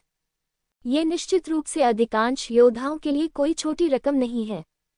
केवल एक मूर्ख ही इन आत्मिक पत्थरों को बचाने में प्रसन्न नहीं होगा। वे खुश थे, लेकिन शेनहुआंग अकादमी के लोग नाखुश थे। फैंग किंग्यान, कमीने, क्या तुम अभी भी किंगक्सू अकादमी के उपाध्यक्ष हो? तुम एक शिष्य का भी प्रबंध नहीं कर सकते। फैंग मिंग वानझोंग खड़ा हुआ और गुस्से से दहाड़ा। हाँ, भाई वानझोंग, तुम इतनी जल्दी में क्यों हो? अभी अंधेरा नहीं हुआ है। जैसा कि मैंने कहा, अगर तुम इंतजार नहीं करना चाहते तो जल्दी से वापस चले जाओ। यहाँ समय बर्बाद करने की कोई जरूरत नहीं है, फैंग किंग्यान ने मजाक में कहा। हालांकि फैंग किंग्यान को नहीं पता था कि लिंग जियो अभी तक क्यों नहीं आया था, फिर भी वह फैंग मिंग वानझोंग को इतना गुस्से में देखकर बहुत खुश था। वह और फैंग मिंग वानझोंग बचपन से ही लड़ते आ रहे थे और जब उन्होंने एक दूसरे को हारते देखा तो स्वाभाविक रूप से उन्हें खुशी महसूस हुई। शेनहुआंग अकादमी के शिष्य खुश नहीं थे। मैंने मन ही मन सोचा कि तुम, लिंग जियाओ, 3 प्रतिभाओं के सर्वोच्च साधना स्तर वाले एक योद्धा मात्र हो, लेकिन तुम बहुत घमंडी हो। यहाँ बहुत से लोग हैं जो तुमसे बेहतर हैं। क्या तुम वाकई इस तरह सबको निराश करने की हिम्मत रखते हो? युवा मास्टर, क्या हम कोई गलती कर सकते हैं? क्या ये लिंग जियो वास्तव में वही है जिसने क्रिस्टल फैक्ट्री में परेशानी पैदा की थी? पिक्सी द्वीप के युवा स्वामी चू की कब्र के पास एक बूढ़े व्यक्ति ने असमंजस में पूछा। यह कोई गलती नहीं होनी चाहिए, इससे कोई फर्क नहीं पड़ता। वैसे भी वे लिंग जियो को जानता है। जब लिंग जियो बाद में दिखाई देगा तो आपको एक नज़र में पता चल जाएगा। आपको ऐसा लगता है ना? वे चू टू ने दूसरी तरफ खड़ी महिला की ओर देखा। वह कई वे निकली जिसका एक बार क्रिस्टल फैक्ट्री में जमीन से झगड़ा हुआ था। इस समय कई वे ने अपनी गर्दन के चारों ओर एक कॉलर और एक चेन पहनी हुई थी। वह वहां घुटनों के बल बैठी थी जब चू टू ने उसकी पीठ पर कदम रखा। हाँ, युवा स्वामी, कई वे इतनी दुखी थी कि वह मरना चाहती थी। मूलतः क्रिस्टल फैक्ट्री में दंगा हुआ था और वह भागने का अवसर ले सकती थी, लेकिन क्योंकि उसे प्रशासक को सूचित करने वाले व्यक्ति के रूप में पहचाना गया था, उसे दासों द्वारा पीछा किया गया और चकमा दिया गया और वह भागने का सबसे अच्छा मौका चूक गई। परिणाम स्वरूप वह इस चू मकबरे के पास पाया गया। उसने सोचा कि उसका भाग्य आ गया है, चूटूंग उसे पसंद करेगा और उसे खुशी देगा। लेकिन चूटूंग ने जो किया वह ज़मीन बो से भी अधिक क्रूर था। उसने वास्तव में उसके गले में कॉलर डाल दिया और उसके साथ एक कुतिया की तरह व्यवहार किया जिसे जब चाहे धमकाया जा सकता था। उसने विरोध करने की हिम्मत नहीं की। एक बार जब वह विरोध करता है तो उसे चुटूंग द्वारा पीट कर आधा मार दिया जाएगा और उसके शरीर पर चोटें आ जाएंगी। अब वह केवल अपने भाग्य के फैसले का इंतजार कर सकती थी। उसे कष्ट सहना जारी रखना चाहिए या फिर उसे दर्द से राहत पाने के लिए मौत का सहारा लेना चाहिए। हाँ युवा मास्टर, मैं लिंग जियो को जानता हूँ। लिंग जियो के बारे में सोचते हुए कई वेई को मिश्रित भावनाएं महसूस हुई। यदि उसने सूचना देने के लिए जीमेनबो का अनुसरण नहीं किया होता बल्कि लिंग जियाओ और अन्य लोगों के साथ विद्रोह किया होता तो शायद वह अब अपने संप्रदाय में वापस आ गई होती। यद्यपि मेरा संप्रदाय दिव्य फीनिक्स महाद्वीप में उत्कृष्ट नहीं है, फिर भी यह स्वादिष्ट, सुस्वादु और लापरवाह है। अब जैसा नहीं, बल्कि सुअर या कुत्ते से भी बदतर। अगर वह वास्तव में लिंग जियो है तो मैं उसे मारने के लिए मयूर फीनिक्स की व्यवस्था करूंगा। चू टूंग ने व्यंग्य किया। उस लड़के ने मोर जनजाति के 2 लोगों को मार डाला। हालांकि वे लोग मंच पर खड़े होने लायक नहीं हैं, लेकिन मोर जनजाति के लोग कुलीन हैं और वे प्रतिष्ठा चाहते हैं। ऐसा बिल्कुल नहीं है कि वे इसे यूं भी जाने दें। हमें बस उन्हें भड़काने की जरूरत है। उनका स्वयं कोई कार्रवाई करने का कोई इरादा नहीं था। आखिर वह पिक्सियो द्वीप का युवा गुरु है। अगर वह दिव्य फीनिक्स साम्राज्य के शाही शहर में किंगेत्सु अकादमी के शिष्यों को मारता है तो यह मामला वास्तव में बड़ा या छोटा है। शायद ये पिक्सियो द्वीप और दिव्य फीनिक्स साम्राज्य की 2 प्रमुख ताकतों के बीच टकराव का कारण बनेगा। आ रहा। इसी समय अचानक किसी ने चिल्लाकर कहा। आकाश से 2 आकृतियां निकलीं। ये लिंग जियाओ और लेंग मेई थे। ये बच्चा लिंग जियाओ वास्तव में शाम के बाद आया था। वह शुरू से वहां इंतजार नहीं कर रहा होगा, है ना? तुम इतनी चिंता क्यों करते हो? जब तक लोग आते रहेंगे आज का दिन व्यर्थ नहीं जाएगा।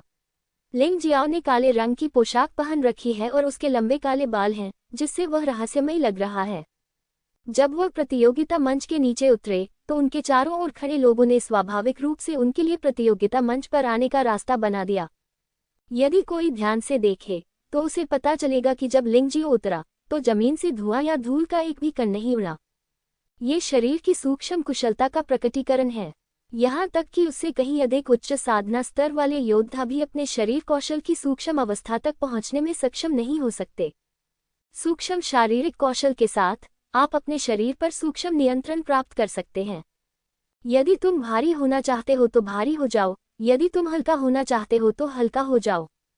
जब यह भारी होता है तो यह जमीन पर गिरते हुए पत्थर के समान होता है और जब यह हल्का होता है तो यह उड़ते हुए पंख के समान होता है। वीआईपी टेबल पर कई वे लगभग चिल्ला पड़ी जब उसने अस्त व्यस्त बालों के बीच आत्मविश्वास और सुंदर चेहरा देखा, क्योंकि उसे लगा कि अब लिंग जियो ही एकमात्र ऐसा व्यक्ति है जो उसे बचा सकता है। उसके और लिंग जियाओ के बीच कोई गहरी नफरत नहीं थी। भले ही लिंग जियाओ उसे पसंद न करता हो, फिर भी वह उसकी मदद कर सकता था। लेकिन वह कभी भी चिल्लाने में सफल नहीं हुई। ऐसा इसलिए क्योंकि वह डरती है। उसे डर था कि अगर लिंग जियो ने उसकी मदद करने से इनकार कर दिया तो उसे निश्चित रूप से चूटूंग द्वारा पीट कर मार दिया जाएगा। मुझे याद है कि जब वह नाव पर थी तो वह लिंग जियाओ को लेकर कितनी उदासीन थी, लेकिन अब लिंग जियो उसकी जीवन रक्षक तिनका बन गया है। कितनी बड़ी विडंबना है। प्रतियोगिता के मंच पर रक्त कंकाल ने अचानक अपनी आंखें खोली। मौत की एक भयानक आभा फूट पड़ी और लिंग जियो पर दहाड़ते हुए कहा, लड़के, तुम्हारी हिम्मत कैसे हुई कि तुमने मुझे इतने लंबे समय तक तुम्हारा इंतजार करवाया? रक्त कंकाल से मौत के भयंकर दबाव का सामना करते हुए लिंग जियो ने इसे बिल्कुल भी नजरअंदाज किया। इसके बजाय वह लिंग मेई की ओर मुड़ा और कहा, पहले जाकर मंच पर बैठो। ये लड़ाई जल्द ही खत्म हो जाएगी। अरे, तुम इतने घमंडी हो कि तुम ब्लड स्केलेटन को भी गंभीरता से नहीं लेते। जब सभी ने ये देखा तो वे लिंग जियो के लिए पसीना बहाए बिना नहीं रह सके। ये बच्चा वास्तव में उतना ही घमंडी और अभिमानी था जितना कि अफवाहों में कहा गया था। लेकिन दूसरी ओर रक्त कंकाल की आभा उस पर असर नहीं कर पा रही थी। इस व्यक्ति की आत्मा शायद बहुत शक्तिशाली थी। मैं समझ गया, गुरुजी। लिंग मेई ऊंचे मंच पर गई तो उसने देखा कि जी मिंगकोंग और अन्य लोग वहां खड़े थे। उनकी भौहें तन गई थी और उन्हें समझ में नहीं आ रहा था कि क्या करें। इस समय लिंग जियाओ ने भी इस दृश्य को देखा और पूछे बिना नहीं रह सका, जी मिंगकोंग, आप बैठते क्यों नहीं? हुन्फ, इतने नीच व्यक्ति, तुम हमारे साथ कैसे बैठ सकते हो? मयूर कबीले के रक्षक ने ठंडी सांस ली। पाह! जैसे ही उसकी आवाज जमीन पर गिरी, वो पिटकर उड़ गया। जिसने ये किया वह स्वाभाविक रूप से लिंग जियो था। गार्ड दर्जनों मीटर दूर उड़ गया और जमीन पर गिर गया। उसने लिंग जियाओ को भयभीत होकर देखा। उसे अन्याय और अविश्वसनीय महसूस हुआ। लिंग जियो ने वास्तव में उसे मारने की हिम्मत की, इतने सारे लोगों के सामने उसे मारने की हिम्मत की। तुम पागल हो। दापेन कबीले के रक्षक कांप उठे और चिल्लाने लगे। पाह! एक और थप्पड़। दापेन कबीले के गार्ड को भी पीटा गया और उड़ गया। मैं पागल हूँ। ये वाकई मजेदार है। आज मेरे लिंग जियाओ और ब्लड स्कल के बीच द्वंद्व है, लेकिन मेरा दोस्त बैठ नहीं सकता और उसे नीच व्यक्ति कहा जाता है। तुम कहते हो मैं पागल हूँ। लिंग जियाओ लैन यू एर नहीं है। उसे चीजों को चुप रखने का कोई विचार नहीं है। बचपन से वयस्क होने तक वह केवल जंगल के कानून को ही समझता था, और यह कि यदि आपकी मुट्ठी बड़ी है तो आप जीवित रह सकते हैं और सम्मान प्राप्त कर सकते हैं। जो कोई उसे धमकाएगा वह उसे धमकाएगा। आंख के बदले आंख, दांत के बदले दांत। कमीने, हमारे लोगों को मारने की तुम्हारी हिम्मत कैसे हुई? मयूर फीनिक्स और स्काई पेइंग फीनिक्स एक ही समय में खड़े हुए और लगभग एक ही समय में लिंग जियो से कहा, बेवकूफ, मैंने के लॉन्ग और के यू को भी मार दिया, तो क्या हुआ अगर मैंने उन्हें मारा? और sky paying Phoenix paying you, बेहतर होगा कि तुम अपने बगल में यान पेइंग का ख्याल रखो, उसे अकेला मत छोड़ो, अन्यथा वह मर जाएगा। लिंग जियाओ यह नहीं भूला है कि यान पेइंग ने किसी से उसे बीच रास्ते में मार डालने के लिए कहा था। यदि वह किन्हुओं के साथ सेना में शामिल नहीं होता तो संभवतः उसकी मृत्यु हो जाती। इस तरह की नफरत कोई मजाक नहीं है। दो फीनिक्स, मुझे कुछ सम्मान दो।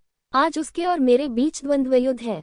द्वंद्व युद्ध के बाद हम तुम्हारे बीच का मामला सुलझा लें तो कैसा रहेगा?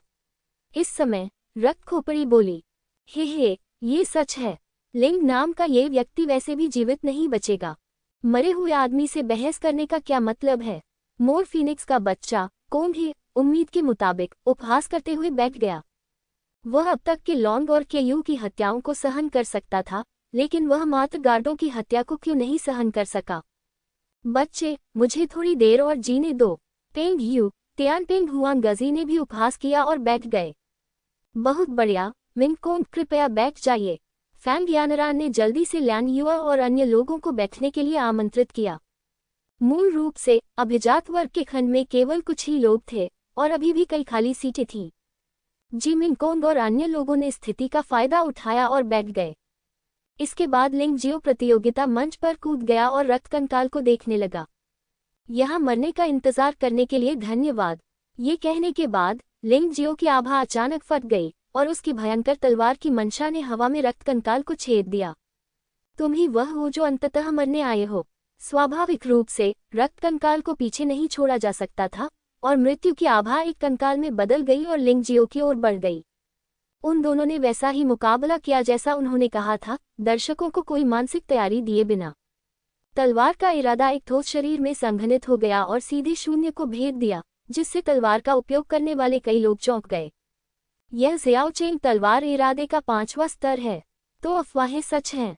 यह अफवाह है कि उसने अभी अभी ज़ियाओ चेंग की तलवार की मंशा के पहले स्तर को समझा है। ऐसा लगता है कि पिछले महीने में उसकी तलवार की मंशा में फिर से सुधार हुआ है। तस्क, कोई आश्चर्य नहीं कि तुम इतने घमंडी हो। जो कोई भी तलवार का इस्तेमाल करता है वह हमेशा गलत रास्ता अपनाता है।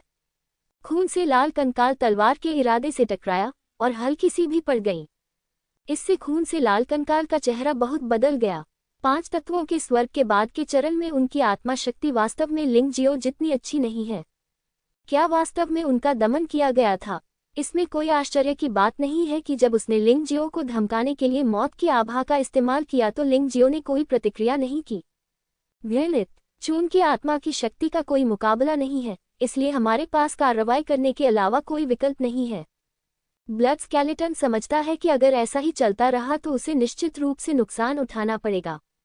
यह अपनी कमियों का इस्तेमाल करके दूसरे की खूबियों पर हमला करना है, जो बहुत ही नासमझी है। अच्छा, आश्चर्यजनक। युद्ध देख रहे लोगों ने जोर से जयकारे लगाए, क्योंकि यह वह स्थिति थी जिसे वे सबसे अधिक देखना चाहते थे।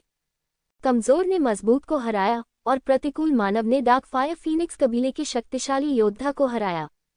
ये वास्तव में सबसे रोमांचक परिदृश्य था। ब्लड स्केलेटन नेदरफायर फीनिक्स कबीले का एक योद्धा और दिव्य फीनिक्स साम्राज्य का एक महान योद्धा। लिंग जियाओ तियानालोंग महाद्वीप का एक मानव योद्धा। ये स्थिति अंतर बहुत बड़ा है। हालांकि इस अंतर के कारण ही यह और भी अधिक रोमांचक है। इस तरह की लड़ाई के लिए कल का इंतजार करना उचित है, एक दिन का तो बिल्कुल नहीं। उद्धरण चिन्ह विस्मयादिबोधक चिन्ह उद्धरण चिन्ह। इस समय महान मेघ से अचानक एक ठंडी चीख आई, जिसने शक्तिशाली आत्मा शक्ति को इकट्ठा किया और सीधे लिंगजियो और रक्त कंकाल के बीच आत्मा द्वंद्व को तोड़ दिया। इस ठंडी खर्राटों का असर दोनों पक्षों पर पड़ा, लेकिन वास्तव में इससे रक्त कंकाल को बड़ा लाभ हुआ। इससे रक्त कंकाल, जो पहले से ही आत्मिक शक्ति संघर्ष में हारने वाला था, उससे मुक्त हो गया। जिस व्यक्ति ने ठंडी सांस ली वह कोई और नहीं बल्कि दिव्य फीनिक्स अकादमी का उपाध्यक्ष फेंगमिंग वानजोंग था। बच्चे, तुम इतनी जल्दी में क्यों हो? तुमने मुझे पूरे दिन यहाँ इंतजार करने दिया, जिससे हमारी दिव्य फीनिक्स अकादमी को बहुत सारे आध्यात्मिक पत्थर खोने पड़े। तुम मुझे कोई स्पष्टीकरण दिए बिना द्वंद्व शुरू करना चाहते हो? तुम सुंदरता प्राप्त करना चाहते हो? लड़ाई में हस्तक्षेप करने के बाद फेंगमिंग वानजोंग का न केवल रुकने का कोई इरादा नहीं था, बल्कि इस वाक्य का हर शब्द शक्तिशाली आत्मा शक्ति से भरा था और उसने लिंगजियो के आत्मा सागर पर लगातार बमबारी शुरू कर दी।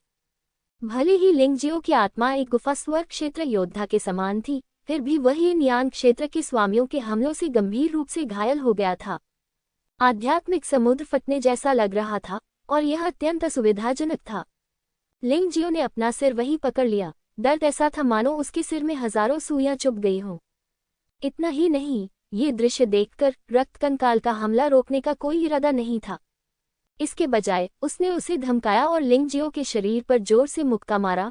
लिंगजियो की शरीर की रक्षा करने वाली त्यान्यवान शक्ति को तोड़ दिया और उसे बुरी तरह पीटा। लिंगजियो के कपड़े फाड़ दिए गए।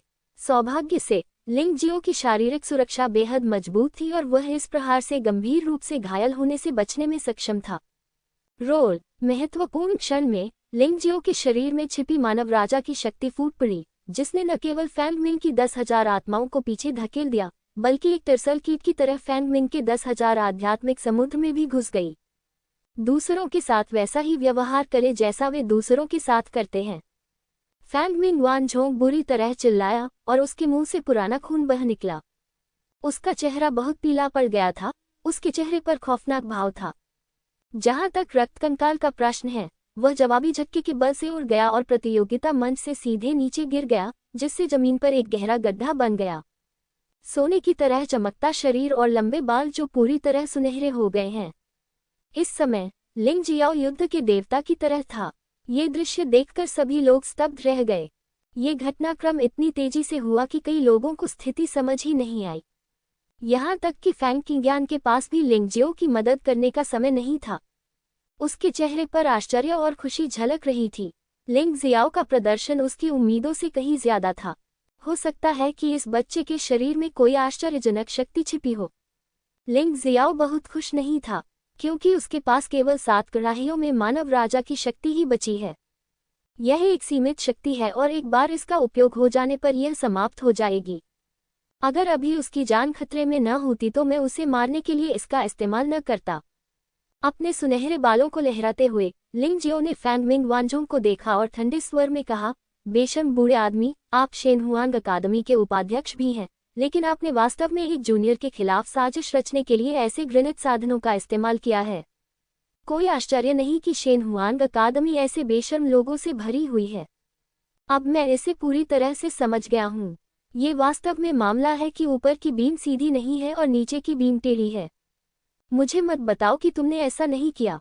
अगर तुम अभी भी मर्द हो तो खड़े हो जाओ और इसे स्वीकार करो। लिंगजियाओ के शब्दों ने सभी को चकित कर दिया। ये बच्चा बहुत बढ़िया है। क्या ये वाकई बहादुर है? उन्होंने वास्तव में इतने सारे लोगों के सामने शेनहुआंग अकादमी के उपाध्यक्ष का अपमान करने का साहस किया और दूसरे पक्ष द्वारा की गई सभी घृणित बातें बताईं। फेंगमिंग वानजोंग का चेहरा बहुत बदसूरत था। आज उसने सचमुच गलत अनुमान लगाया। मुझे लगा कि वह गुप्त रूप से ब्लड स्कल की मदद कर सकता है और लिंगजियाओ को सबक सिखा सकता है। अपनी पहचान और स्थिति के साथ लिंगजियाओ कभी भी एक शब्द भी कहने की हिम्मत नहीं करेगा। उसने पहले भी ऐसे काम किए थे और अंत में लिंगजियो ही एकमात्र ऐसा व्यक्ति होगा जो पीड़ित होगा। उसका एक बाल भी नहीं कटेगा। लेकिन परिणाम उनकी उम्मीदों से कहीं अधिक था। वह वास्तव में लिंगजियो की आत्मा शक्ति से घायल हो गया था और यह बहुत गंभीर था। इस समय उसका सिर अभी भी अनगिनत बिच्छुओं की तरह उसे काट रहा था। यदि यह ऐसा ही था तो वह अभी भी जाने का बहाना ढूंढ सकता था और अपने घावों को भर सकता था। हालांकि इससे भी अधिक अप्रत्याशित बात घटित हुई। लिंगजियो इतना घमंडी था कि उसने उसे इशारा किया और इतने सारे लोगों के सामने उसका अपमान किया।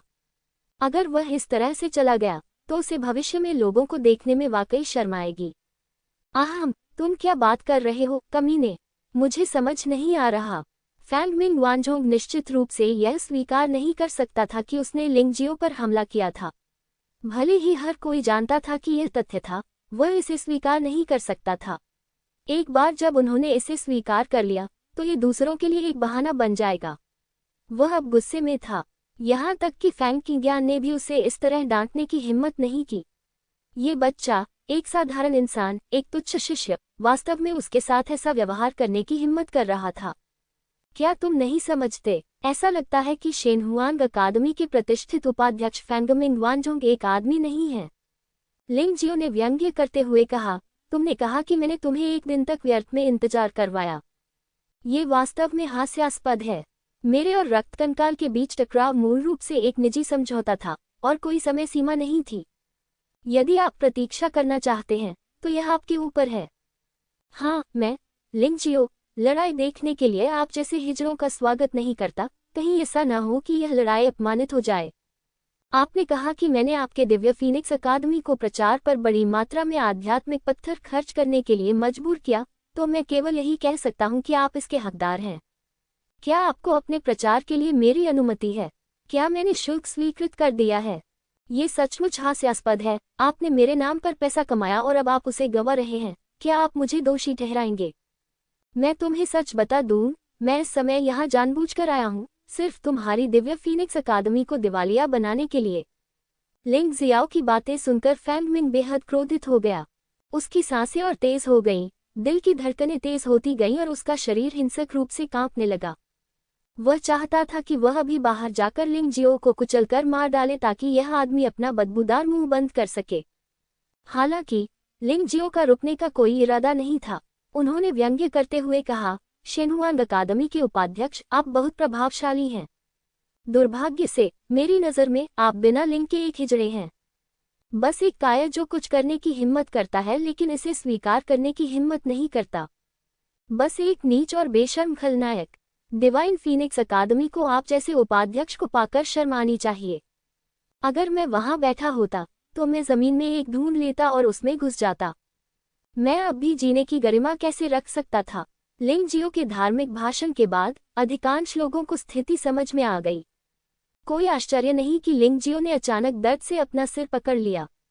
कोई आश्चर्य नहीं कि रक्त कंकाल ने चुपके से हमला करने का अवसर जब्त कर लिया। ये पता चला कि फैंगमिंग वानझोंग ही परेशानी पैदा कर रहा था। फैंगमिंग गंभीर रूप से घायल हो गया था और उसका खून का कंकाल बाहर निकल गया था। ऐसा लगता है कि कोई गुरु गुप्त रूप से उसकी मदद कर रहा था। ये फैंगमिंग वानझोंग वास्तव में बेशर्म है। और जैसा कि लिंगजियो ने कहा, आज का द्वंद्व मूल रूप से सिर्फ एक निजी द्वंद्व था और किसी ने भी दिव्य फीनिक्स अकादमी से कोई प्रचार करने के लिए नहीं कहा था। लेकिन डिवाइन फीनिक्स अकादमी इस अवसर का फायदा उठाकर पैसा कमाने की कोशिश कर रही है, जो और भी बेशर्मी है। अब जब मैंने पैसा खो दिया है और अभी भी समय पर नहीं पहुंचने के लिए दूसरों को दोष दे रहा हूं, तो ये सरासर बेशर्मी और बेशर्मी है। यह अफसोस की बात है कि हर कोई इन सच्चाइयों को समझता है, लेकिन कोई भी उन्हें फैंगमिंग वानझोंग के सामने कहने की हिम्मत नहीं करता है। लिंग जियाओ न केवल पहले हैं, बल्कि संभवतः एकमात्र भी हैं। फैंग किंग्यान ने मुस्कुराने का अवसर लिया और कहा, फैंगमिंग वानझोंग, मैं वास्तव में आपके जितना प्रसिद्ध होने पर शर्मिंदा हूँ। मुझे परवाह नहीं है कि आपने अतीत में मेरे साथ कैसे व्यवहार किया, लेकिन आप अभी भी एक जूनियर से निपटने के लिए ऐसे घृणित तरीकों का उपयोग करते हैं। ये वास्तव में किया जा सकता है। लगता है मैं सही था। तुमने असली दानव साम्राज्य के साथ अपने सहयोग से कोई अच्छी बात नहीं सीखी। तुमने ऐसे बेशर्म और गंदे तरीकों से बहुत कुछ सीखा। बहुत अच्छा। प्रशंसा, प्रशंसा। फैंग किंग्यान का मुंह किसी भी तरह से लिंगजियो से कमतर नहीं था और उसके हर शब्द व्यंग्य से भरे थे, जिससे फैंगमिंग को उठकर लिंगजियो को मौके पर ही मार डालने का मन हुआ। लेकिन उसने इस समय अपने आध्यात्मिक सागर में परेशानी का समाधान नहीं किया है और लिंग जियो को मारना असंभव है। ये तो बताने की जरूरत नहीं कि उसे अभी भी समझ नहीं आया कि क्या हुआ और लिंग जियो की मदद किसने की। ठीक है, बहुत अच्छा। जब बात झगड़े की आती है तो मैं, फैंग मिंग, हारने को तैयार हूँ। मैं वास्तव में आपके किंगेत्सु अकादमी का मुकाबला नहीं कर सकता। लेकिन लिंग जियो, ये याद रखना, यदि आप आज रक्त कंकाल से एक कुत्ते की जान बचाने के लिए पर्याप्त भाग्यशाली हैं, तो मैं भी तुम्हें मार डालूंगा और तुम्हें बचने का कोई मौका नहीं दूंगा। फैंग मिंग वानझोंग पूरी तरह से बेशर्म हो गया। मैं बेशर्म हूँ, मैं अविवेकपूर्ण हूँ, मैं काफी मजबूत हूँ और यही काफी है। उसके शब्दों से कई योद्धाओं ने मन ही मन अपना सिर हिलाया। बिल्कुल नहीं, ये सच है। चाहे आप कितने भी समझदार हों, चाहे आप कितने भी सही हों, ये बेकार है। दूसरे लोग आपसे ज्यादा ताकतवर हैं और आपकी जिंदगी को नियंत्रित कर सकते हैं। यदि तुम्हें जीने को कहा जाए तो तुम जियोगे, यदि तुम्हें मरने को कहा जाए तो तुम मर जाओगे। ये फैंग मिंग वानझोंग है। ये दिव्य फीनिक्स अकादमी है। दिव्य फीनिक्स अकादमी हमेशा से इसी तरह की रही है। जो कोई भी उनका अपमान करता है, चाहे वह वाक्पटु हो या विवेकशील, अंत में अनिवार्य रूप से मर जाएगा। हा हा हा हा, फैंग मिंग वानझोंग, आप बहुत बेशर्म और दबंग हैं। लेकिन मत भूलना, मैं, फैंग किंग्यान, अभी मरा नहीं हूँ। फैंग किंग्यान अचानक हंसी में फूट पड़ा और कहा, हालांकि मैं केवल अपने लिए ही बोल सकता हूँ, मैंने वास्तव में आज अपने शब्द यहाँ रखे हैं। जब तक आप, फैंगमिंग वानझोंग, लिंग जियो के खिलाफ कार्रवाई करने की हिम्मत करते हैं, मैं निश्चित रूप से आपको फैंगमिंग कबीले के प्रतिभाशाली लोगों को मरवा दूंगा। अगर आपको विश्वास नहीं होता, तो आइए इसे आजमाते हैं। बूढ़े फीनिक्स के ज्ञान, क्या आप जानते हैं कि आप किस बारे में बात कर रहे हैं? फैंग मिंग वानझोंग ने उदास चेहरे के साथ कहा, क्या आप फायर फीनिक्स कबीले और आइस फीनिक्स कबीले के बीच युद्ध भड़काना चाहते हैं? आप कमजोर को धमकाने के लिए मजबूत का उपयोग करते हैं और बड़े छोटे को धमकाते हैं। आप में हिम्मत है। मुझे जाने दो, ये फैंग मिंग वानझोंग वास्तव में बेशर्म है। कोई आश्चर्य नहीं कि उसने लिंग जियो पर हमला करने की हिम्मत की। इस आदमी को चेहरे की बिल्कुल भी परवाह नहीं है। वह है। भीड़ में मौजूद कई योद्धाओं को लगा कि फैंग मिंग वानझोंग ने बहुत आगे जाकर काम किया है। उन्होंने सिर्फ राज्य के अधिकारियों को आग लगाने की अनुमति दी और लोगों को दिए जलाने की अनुमति नहीं दी। दुनिया में ऐसा बेशर्म अनुरोध कहीं नहीं है। फैंग किंग्यान ने व्यंग्य करते हुए कहा, ये वास्तव में हास्यास्पद है। आप फायर फीनिक्स कबीले से मेरे उपकारकर्ता को मारना चाहते हैं, लेकिन आप कमजोरों को धमकाने के लिए मजबूत लोगों पर भरोसा करते हुए छोटे लोगों को भी धमका रहे हैं। आइस फीनिक्स कबीले से आपके कनिष्ठों को मारने में मुझे क्या दिक्कत है? बेशर्मी की भी एक सीमा होती है। उपकारक, वह आपके अग्नि फीनिक्स कबीले का उपकारक कैसे हो सकता है? फैंगमिंग ने एक पल के लिए स्तब्ध होकर वानझोंग से पूछा। आप इसे नियंत्रित नहीं कर सकते, फैंग किंग्यान ने हल्के से कहा। फैंगमिंग वानझोंग ने गुस्से से कहा, भले ही वह आपका उपकार करता हो, क्या आप वास्तव में एक बाहरी व्यक्ति के लिए हमारे आइस फीनिक्स कबीले का दुश्मन बनना चाहते हैं? मैंने कहा, मैं केवल अपना प्रतिनिधित्व करता हूँ, न कि फायर फीनिक्स कबीले का, न ही किंगेत्सु अकादमी का। फैंग किंग्यान अभी भी अपने शब्दों में सतर्क था। उनकी पहचान काफी विशेष थी और वह इस समय केवल स्वयं का प्रतिनिधित्व ही कर सकते थे। हाँ, खुद का प्रतिनिधित्व करते हुए आप फैंग किंग्यान के बारे में बहुत अधिक सोचते हैं। यदि आप फायर फीनिक्स कबीले या किंगेत्सु अकादमी को छोड़ देते हैं, तो मैं गारंटी देता हूं कि आप कल से आगे नहीं जीवित रहेंगे। फैंग मिंग वानझोंग हंसा, सच? तो फिर हम कोशिश कर सकते हैं। फैंग किंग्यान अभी भी बहुत शांत और संयमित था, बिल्कुल भी घबराया हुआ नहीं था। आपने कहा था कि आप इसका प्रतिनिधित्व नहीं करते हैं, है ना? यदि आप हमारे आइस फीनिक्स कबीले और शेनहुआंग अकादमी को अपमानित करते हैं, तो यहाँ तक कि किंगेत्सु अकादमी और फायर फीनिक्स कबीला भी इस दुनिया से गायब हो जाएगा। फैंग मिंग वानझोंग के मुंह से एक ठंडी आवाज निकली। इससे सभी लोग सचमुच डर गए। ये तो दो शिष्यों के बीच द्वंद्व था, फिर स्थिति इस हद तक कैसे पहुंच गई? बर्फ फीनिक्स कबीला बनाम आग फीनिक्स कबीला, या शेनहुआंग अकादमी बनाम किंगेत्सु अकादमी, ये सभी शेनहुआंग साम्राज्य में महत्वपूर्ण ताकतें हैं। एक बार युद्ध शुरू हो जाने पर शेनहुआंग साम्राज्य संभवतः अराजकता में होगा। मुझे विश्वास है कि फैंगमिंग किशान ने जो कहा, लेकिन आप अभी योग्य नहीं हैं। एक ठंडी आवाज धीरे से सुनाई दी। भीड़ में एक साधारण सा दिखने वाला युवक खड़ा हुआ। बेशक वह साधारण दिखता था, एक युवक भीड़ में से निकलकर आया। ये व्यक्ति भीड़ के बीच खड़ा था, अपनी सारी आभा को रोके हुए था और एक साधारण दर्शक की तरह लग रहा था। लेकिन इस क्षण जब उनकी आभा मुक्त हुई तो एक प्रकार की सहिष्णुता थी जो सर्वव्यापी थी। लिंग जियाओ इस व्यक्ति को नहीं जानता था, लेकिन ऐसा लग रहा था कि वह फायर फीनिक्स कबीले से था। अन्यथा वह फेंग मिंग वानझोंग को निशाना नहीं बनाता। महामहिम युवराज, इस व्यक्ति को देखकर फेंग मिंग चौंक गया और तभी उसे एहसास हुआ कि उसने गलती की है। हालांकि आइस फीनिक्स कबीले और फायर फीनिक्स कबीले के बीच गुप्त लड़ाई एक खुला रहस्य रही है, लेकिन किसी ने भी इस लड़ाई को सतह पर लाने की हिम्मत नहीं की है, क्योंकि अगर वे ऐसा करते हैं तो वे पूरे दिव्य फीनिक्स कबीले की घोस्टी और आंतरिक कलह की सर्जक होंगे, जो सार्वजनिक दुश्मन बन जाएगा। अतीत में जब शेनहुआन की स्थापना हुई थी तो उसने ऐसे नियम बनाए थे जिनके तहत कभी भी आंतरिक लड़ाई की अनुमति नहीं दी गई थी।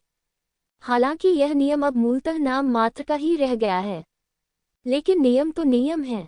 भले ही आप गुप्त रूप से इसका पालन न करें, फिर भी आपको सतह पर इसका पालन करना होगा। अतीत में मिंगफेंग कबीले ने ऐसे नियमों को तोड़ा और सम्राट के चुनाव से बाहर कर दिया गया। अब उनका जीवन बहुत संतोषजनक नहीं है। राजकुमार, क्या ये व्यक्ति फेंग यनशान हो सकता है? लिंग जियाओ स्वाभाविक रूप से फायर फीनिक्स कबीले से फेंग यनशान के बारे में सोचेगा। आखिरकार आइस फीनिक्स कबीले से फेंगमिन की शान के लिए उसकी इस तरह मदद करना असंभव था। महाराज, मैं अभी गुस्से में था, इसलिए मुझसे गलती हो गई। मुझे उम्मीद है कि महामहिम आपको माफ कर देंगे। फेंग मिंग वानझोंग ने एक और वाक्य जोड़ा। तुम आइस फीनिक्स कबीले से हो, मैं तुम्हें कुछ भी करने की हिम्मत नहीं कर सकता। अन्यथा किशन का वह आदमी अपनी जान की लड़ाई लड़ने के लिए मेरे पास नहीं आएगा। बैठ जाओ, चाहे कुछ भी हो, हमें फायर फीनिक्स कबीले और आइस फीनिक्स कबीले के बीच एकजुट होना चाहिए। अन्यथा अगर दुश्मन इसका फायदा उठाता है तो ये बुरा होगा। फेंग यनशान ने हल्की से मुस्कुराया। उसके शब्द न तो उदास थे और न ही गुस्से वाले, लेकिन फेंग मिंग उनका खंडन करने में असमर्थ था।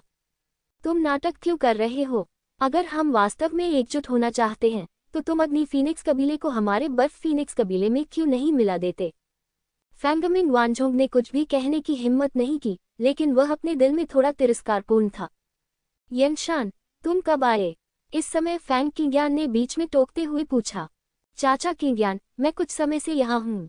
सभी लोग कृपया बैठ जाएं। ये द्वंद्व अभी खत्म नहीं हुआ है। हम इस दृश्य पर हावी नहीं हो सकते। फेंग यनशान ने फेंग किंग्यान और अन्य लोगों की ओर देखा, मुस्कुराया और फिर अपने लिए आरक्षित सीट पर बैठ गया। मोर और फीनिक्स बधाई हो, महामहिम क्राउन प्रिंस को बधाई। तियानपिंग गहुआन का पुत्र पेंगयू महामहिम युवराज से मिलने आया है। प्रसिद्धि के मामले में शीर्ष 10 हुआंगजी सिद्धांत रूप में बराबर हैं। हालांकि फेंग यनशान, जो शीर्ष 10 हुआंगजियों में से एक है, और भी अधिक प्रसिद्ध है क्योंकि वह फायर फीनिक्स कबीले का उत्तराधिकारी है। इसके अलावा वह शीर्ष 10 हुआंगजी में दूसरे स्थान पर रहे, फेंगमिंग की शान के बाद दूसरे स्थान पर, जो पहले स्थान पर थे, और पीकॉक हुआंगजी और तियानपेंग हुआंगजी से कहीं अधिक ऊपर थे। ये दोनों लोग उसके प्रति सम्मानपूर्ण थे, जो उचित था। आप दोनों का स्वागत है। जब आपके पास समय होगा तो हम नोट्स की तुलना कर सकते हैं। अब खेल देखते हैं। फेंग यनशान का रवैया बहुत ही सौम्य था। शुरुआत में फेंग मिंग वानझोंग के दबंग रूप से चौंकने के अलावा वह बाकी समय बहुत शांत और संयमित लग रहा था, जिससे लोगों को उसके बारे में अच्छा महसूस हुआ। एक और शाही, लिंग जियाओ चुपके से मुस्कुराया। निश्चित रूप से शाही शहर में आप अक्सर कुछ असाधारण लोगों को देख सकते हैं। अतीत में मैंने केवल फेगिन पर्वत का नाम सुना था, लेकिन फेगिन पर्वत से किसी को नहीं देखा था। आज जब उसने ये देखा तो वह काफी डर गया। ऐसा लगता है कि दिव्य फीनिक्स साम्राज्य के शीर्ष 10 फीनिक्स शिष्यों के बीच ताकत का अंतर काफी बड़ा है। यदि उसका अनुमान सही था तो यह फेंग यनशान केवल 1.5 चालों में पीकॉक फीनिक्स और तियानपेंग हुआंगजी को आसानी से हरा सकता था। इंतजार। लिंग जियो ने अचानक अपना हाथ उठाया और कहा, महाराज, मैं स्वाभाविक रूप से बहुत खुश हूं कि आप मेरे और रक्त कंकाल के बीच मुकाबला देखने आ सकते हैं, लेकिन क्या आप अपने बगल में खड़े उस गंदगी के टुकड़े को बाहर जाने के लिए कह सकते हैं? वह निश्चित रूप से फेंग मिंग वानझोंग के बारे में बात कर रहे थे। तुमने क्या कहा, बच्चे? फेंग मिंग ने गुस्से से कहा। मैंने कहा था कि तुम बकवास हो, और एक घृणित बकवास। क्या गलत है? लिंग जियो ने ठंडे स्वर में कहा, चले जाओ, अगर तुम आज नहीं गए तो ये द्वंद्व संभव नहीं होगा। फैंग यिनशान ने भौहें सिकुड़ी। उसने लिंग जियाओ के अहंकार के बारे में सुना था, लेकिन उसे उम्मीद नहीं थी कि यह इस हद तक पहुंच जाएगा।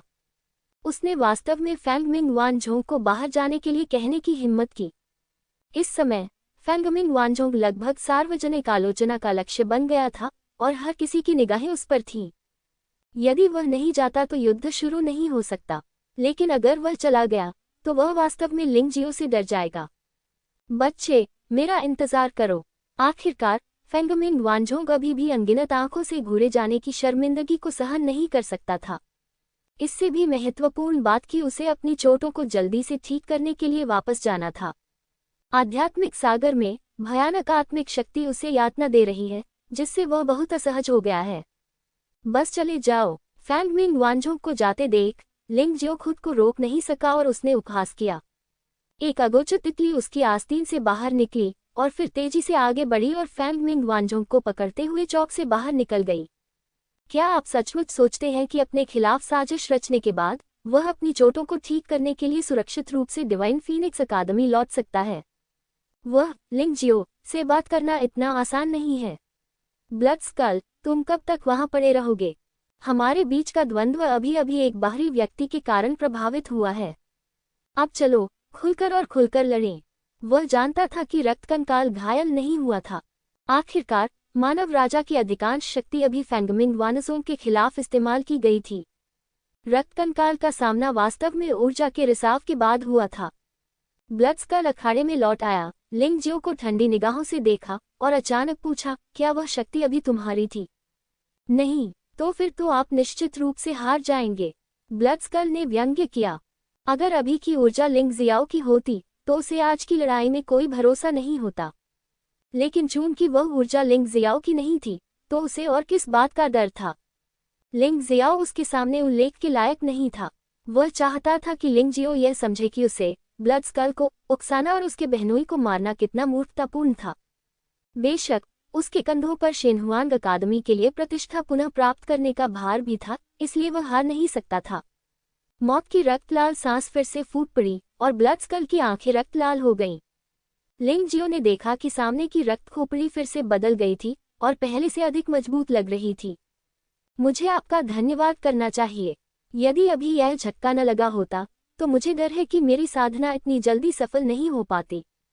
रक्त खोपड़ी ने अपने चेहरे पर एक चंचल मुस्कान दिखाई। उसकी साधना वास्तव में 5 तत्वों के स्वर्ग के शिखर तक पहुंच गई थी। ये बेड़ी जिसे वह पहले नहीं तोड़ सका था, वास्तव में टूट गई क्योंकि उसे लिंग जियो ने अखाड़े से बाहर कर दिया था। इससे उनका आत्मविश्वास और मजबूत हो गया। सचमुच, तब शायद मैं अधिक संतुष्ट हो जाऊं। लिंग जियो ने अपने चेहरे पर हल्की सी मुस्कान दिखाई।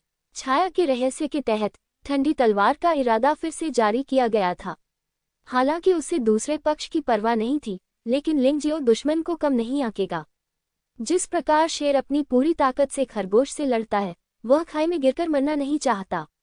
अगर दूसरे लोग खाई में डूब जाते हैं तो भी मदद करने वाले लोग मौजूद हैं। अगर वह खाई में डूब जाता है तो वह कभी भी फिर से खड़ा नहीं हो पाएगा। सिक्सियांगटियन की प्रारंभिक चरण की खेती। आपने वास्तव में पिछले कुछ दिनों में एक सफलता हासिल की है। ऐसा लगता है कि आपकी प्रतिभा वास्तव में उत्कृष्ट है। आपके जियाओ चेंग 5वें स्तर की तलवार के इरादे के साथ शायद के लॉन्ग और केयू को मारना बहुत आसान है, लेकिन यह मेरे सामने पर्याप्त नहीं है।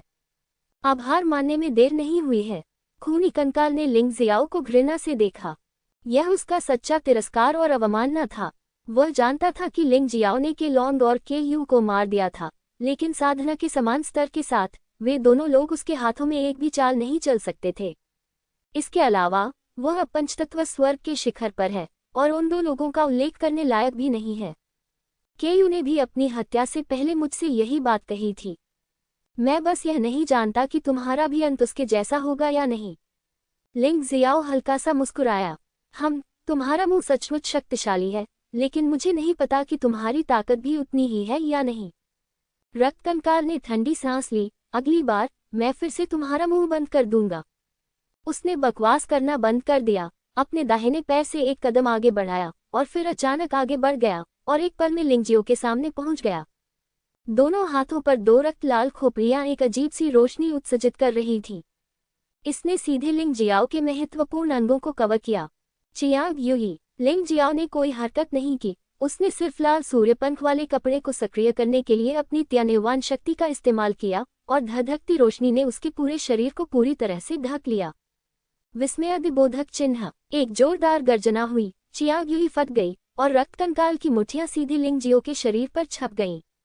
लेकिन चूंकि चियांग यूई ने अधिकांश हमलों का प्रतिकार किया था, इसलिए शक्ति उतनी महान नहीं थी। लिंग जियो ने हिलना भी नहीं छोड़ा। ये दिलचस्प है, ये पहली बार है जब कोई मेरी चियांग यूई को सीधे उड़ा सका है। लिंग जियो ने खूनी खोपड़ी को देखा। प्राकृतिक मुक्केबाजी तकनीक में एक बहुत ही अजीब आभा है, जो प्रतिद्वंद्वी की त्यान्यवान शक्ति को विघटित कर सकती है, जो चियांग यूई के लिए घातक है। लिंग जियाओ बहुत घमंडी है। उसकी रक्षात्मक मार्शल आर्ट रक्त कंकाल के हमले को बिल्कुल भी नहीं रोक सकती। हाँ, लेकिन इस आदमी का शरीर वाकई बहुत मजबूत है। उसने अभी अभी खून के कंकाल से मुक्का खाया है और अब उसे फिर से मुक्का मारा गया है और वह अभी भी ठीक है। मुझे लगता है कि यह सतह पर ठीक है। अंदरूनी चोटें होनी चाहिए। क्या आप रक्त खोपड़ी की त्यान्यवान शक्ति को नहीं समझते हैं? ये बहुत ही स्त्रैण और अजीब है। ये लगभग सर्वव्यापी है। अगर वह इसे छूता है तो ये बहुत परेशानी होगी। अधिकांश दर्शकों को लगा कि लिंग जियो ने दुश्मन को कम आंका और रक्त कंकाल को उसे छूने देने की हिम्मत की। रक्त कंकाल से लड़ने में यह वर्जित था। भले ही 10 महान फीनिक्स रक्त कंकाल के खिलाफ लड़ें, वे रक्त कंकाल को पास नहीं आने देंगे। लिंग जियो बस खुद को फंसा रहा है। ऐसा लगता है कि आप केवल बातें करने में ही अच्छे हैं, वास्तव में मजबूत नहीं हैं। रक्त कंकाल एक चाल में सफल हो गया और मदद नहीं कर सका, लेकिन लिंग जियो के बारे में अधिक से अधिक चिंतित हो गया। तुम्हारी गुदगुदी जैसी मुक्केबाजी तकनीक से मेरे लिए 10 में से 8 मुक्के मारना कोई समस्या नहीं होगी, लिंग जियाओ ने हल्की से कहा। स्वाभाविक रूप से लिंग जियो को अभी इस झटके की परवाह नहीं होगी। बेशक वह जानता था कि रक्त कंकाल का हमला बहुत खतरनाक था।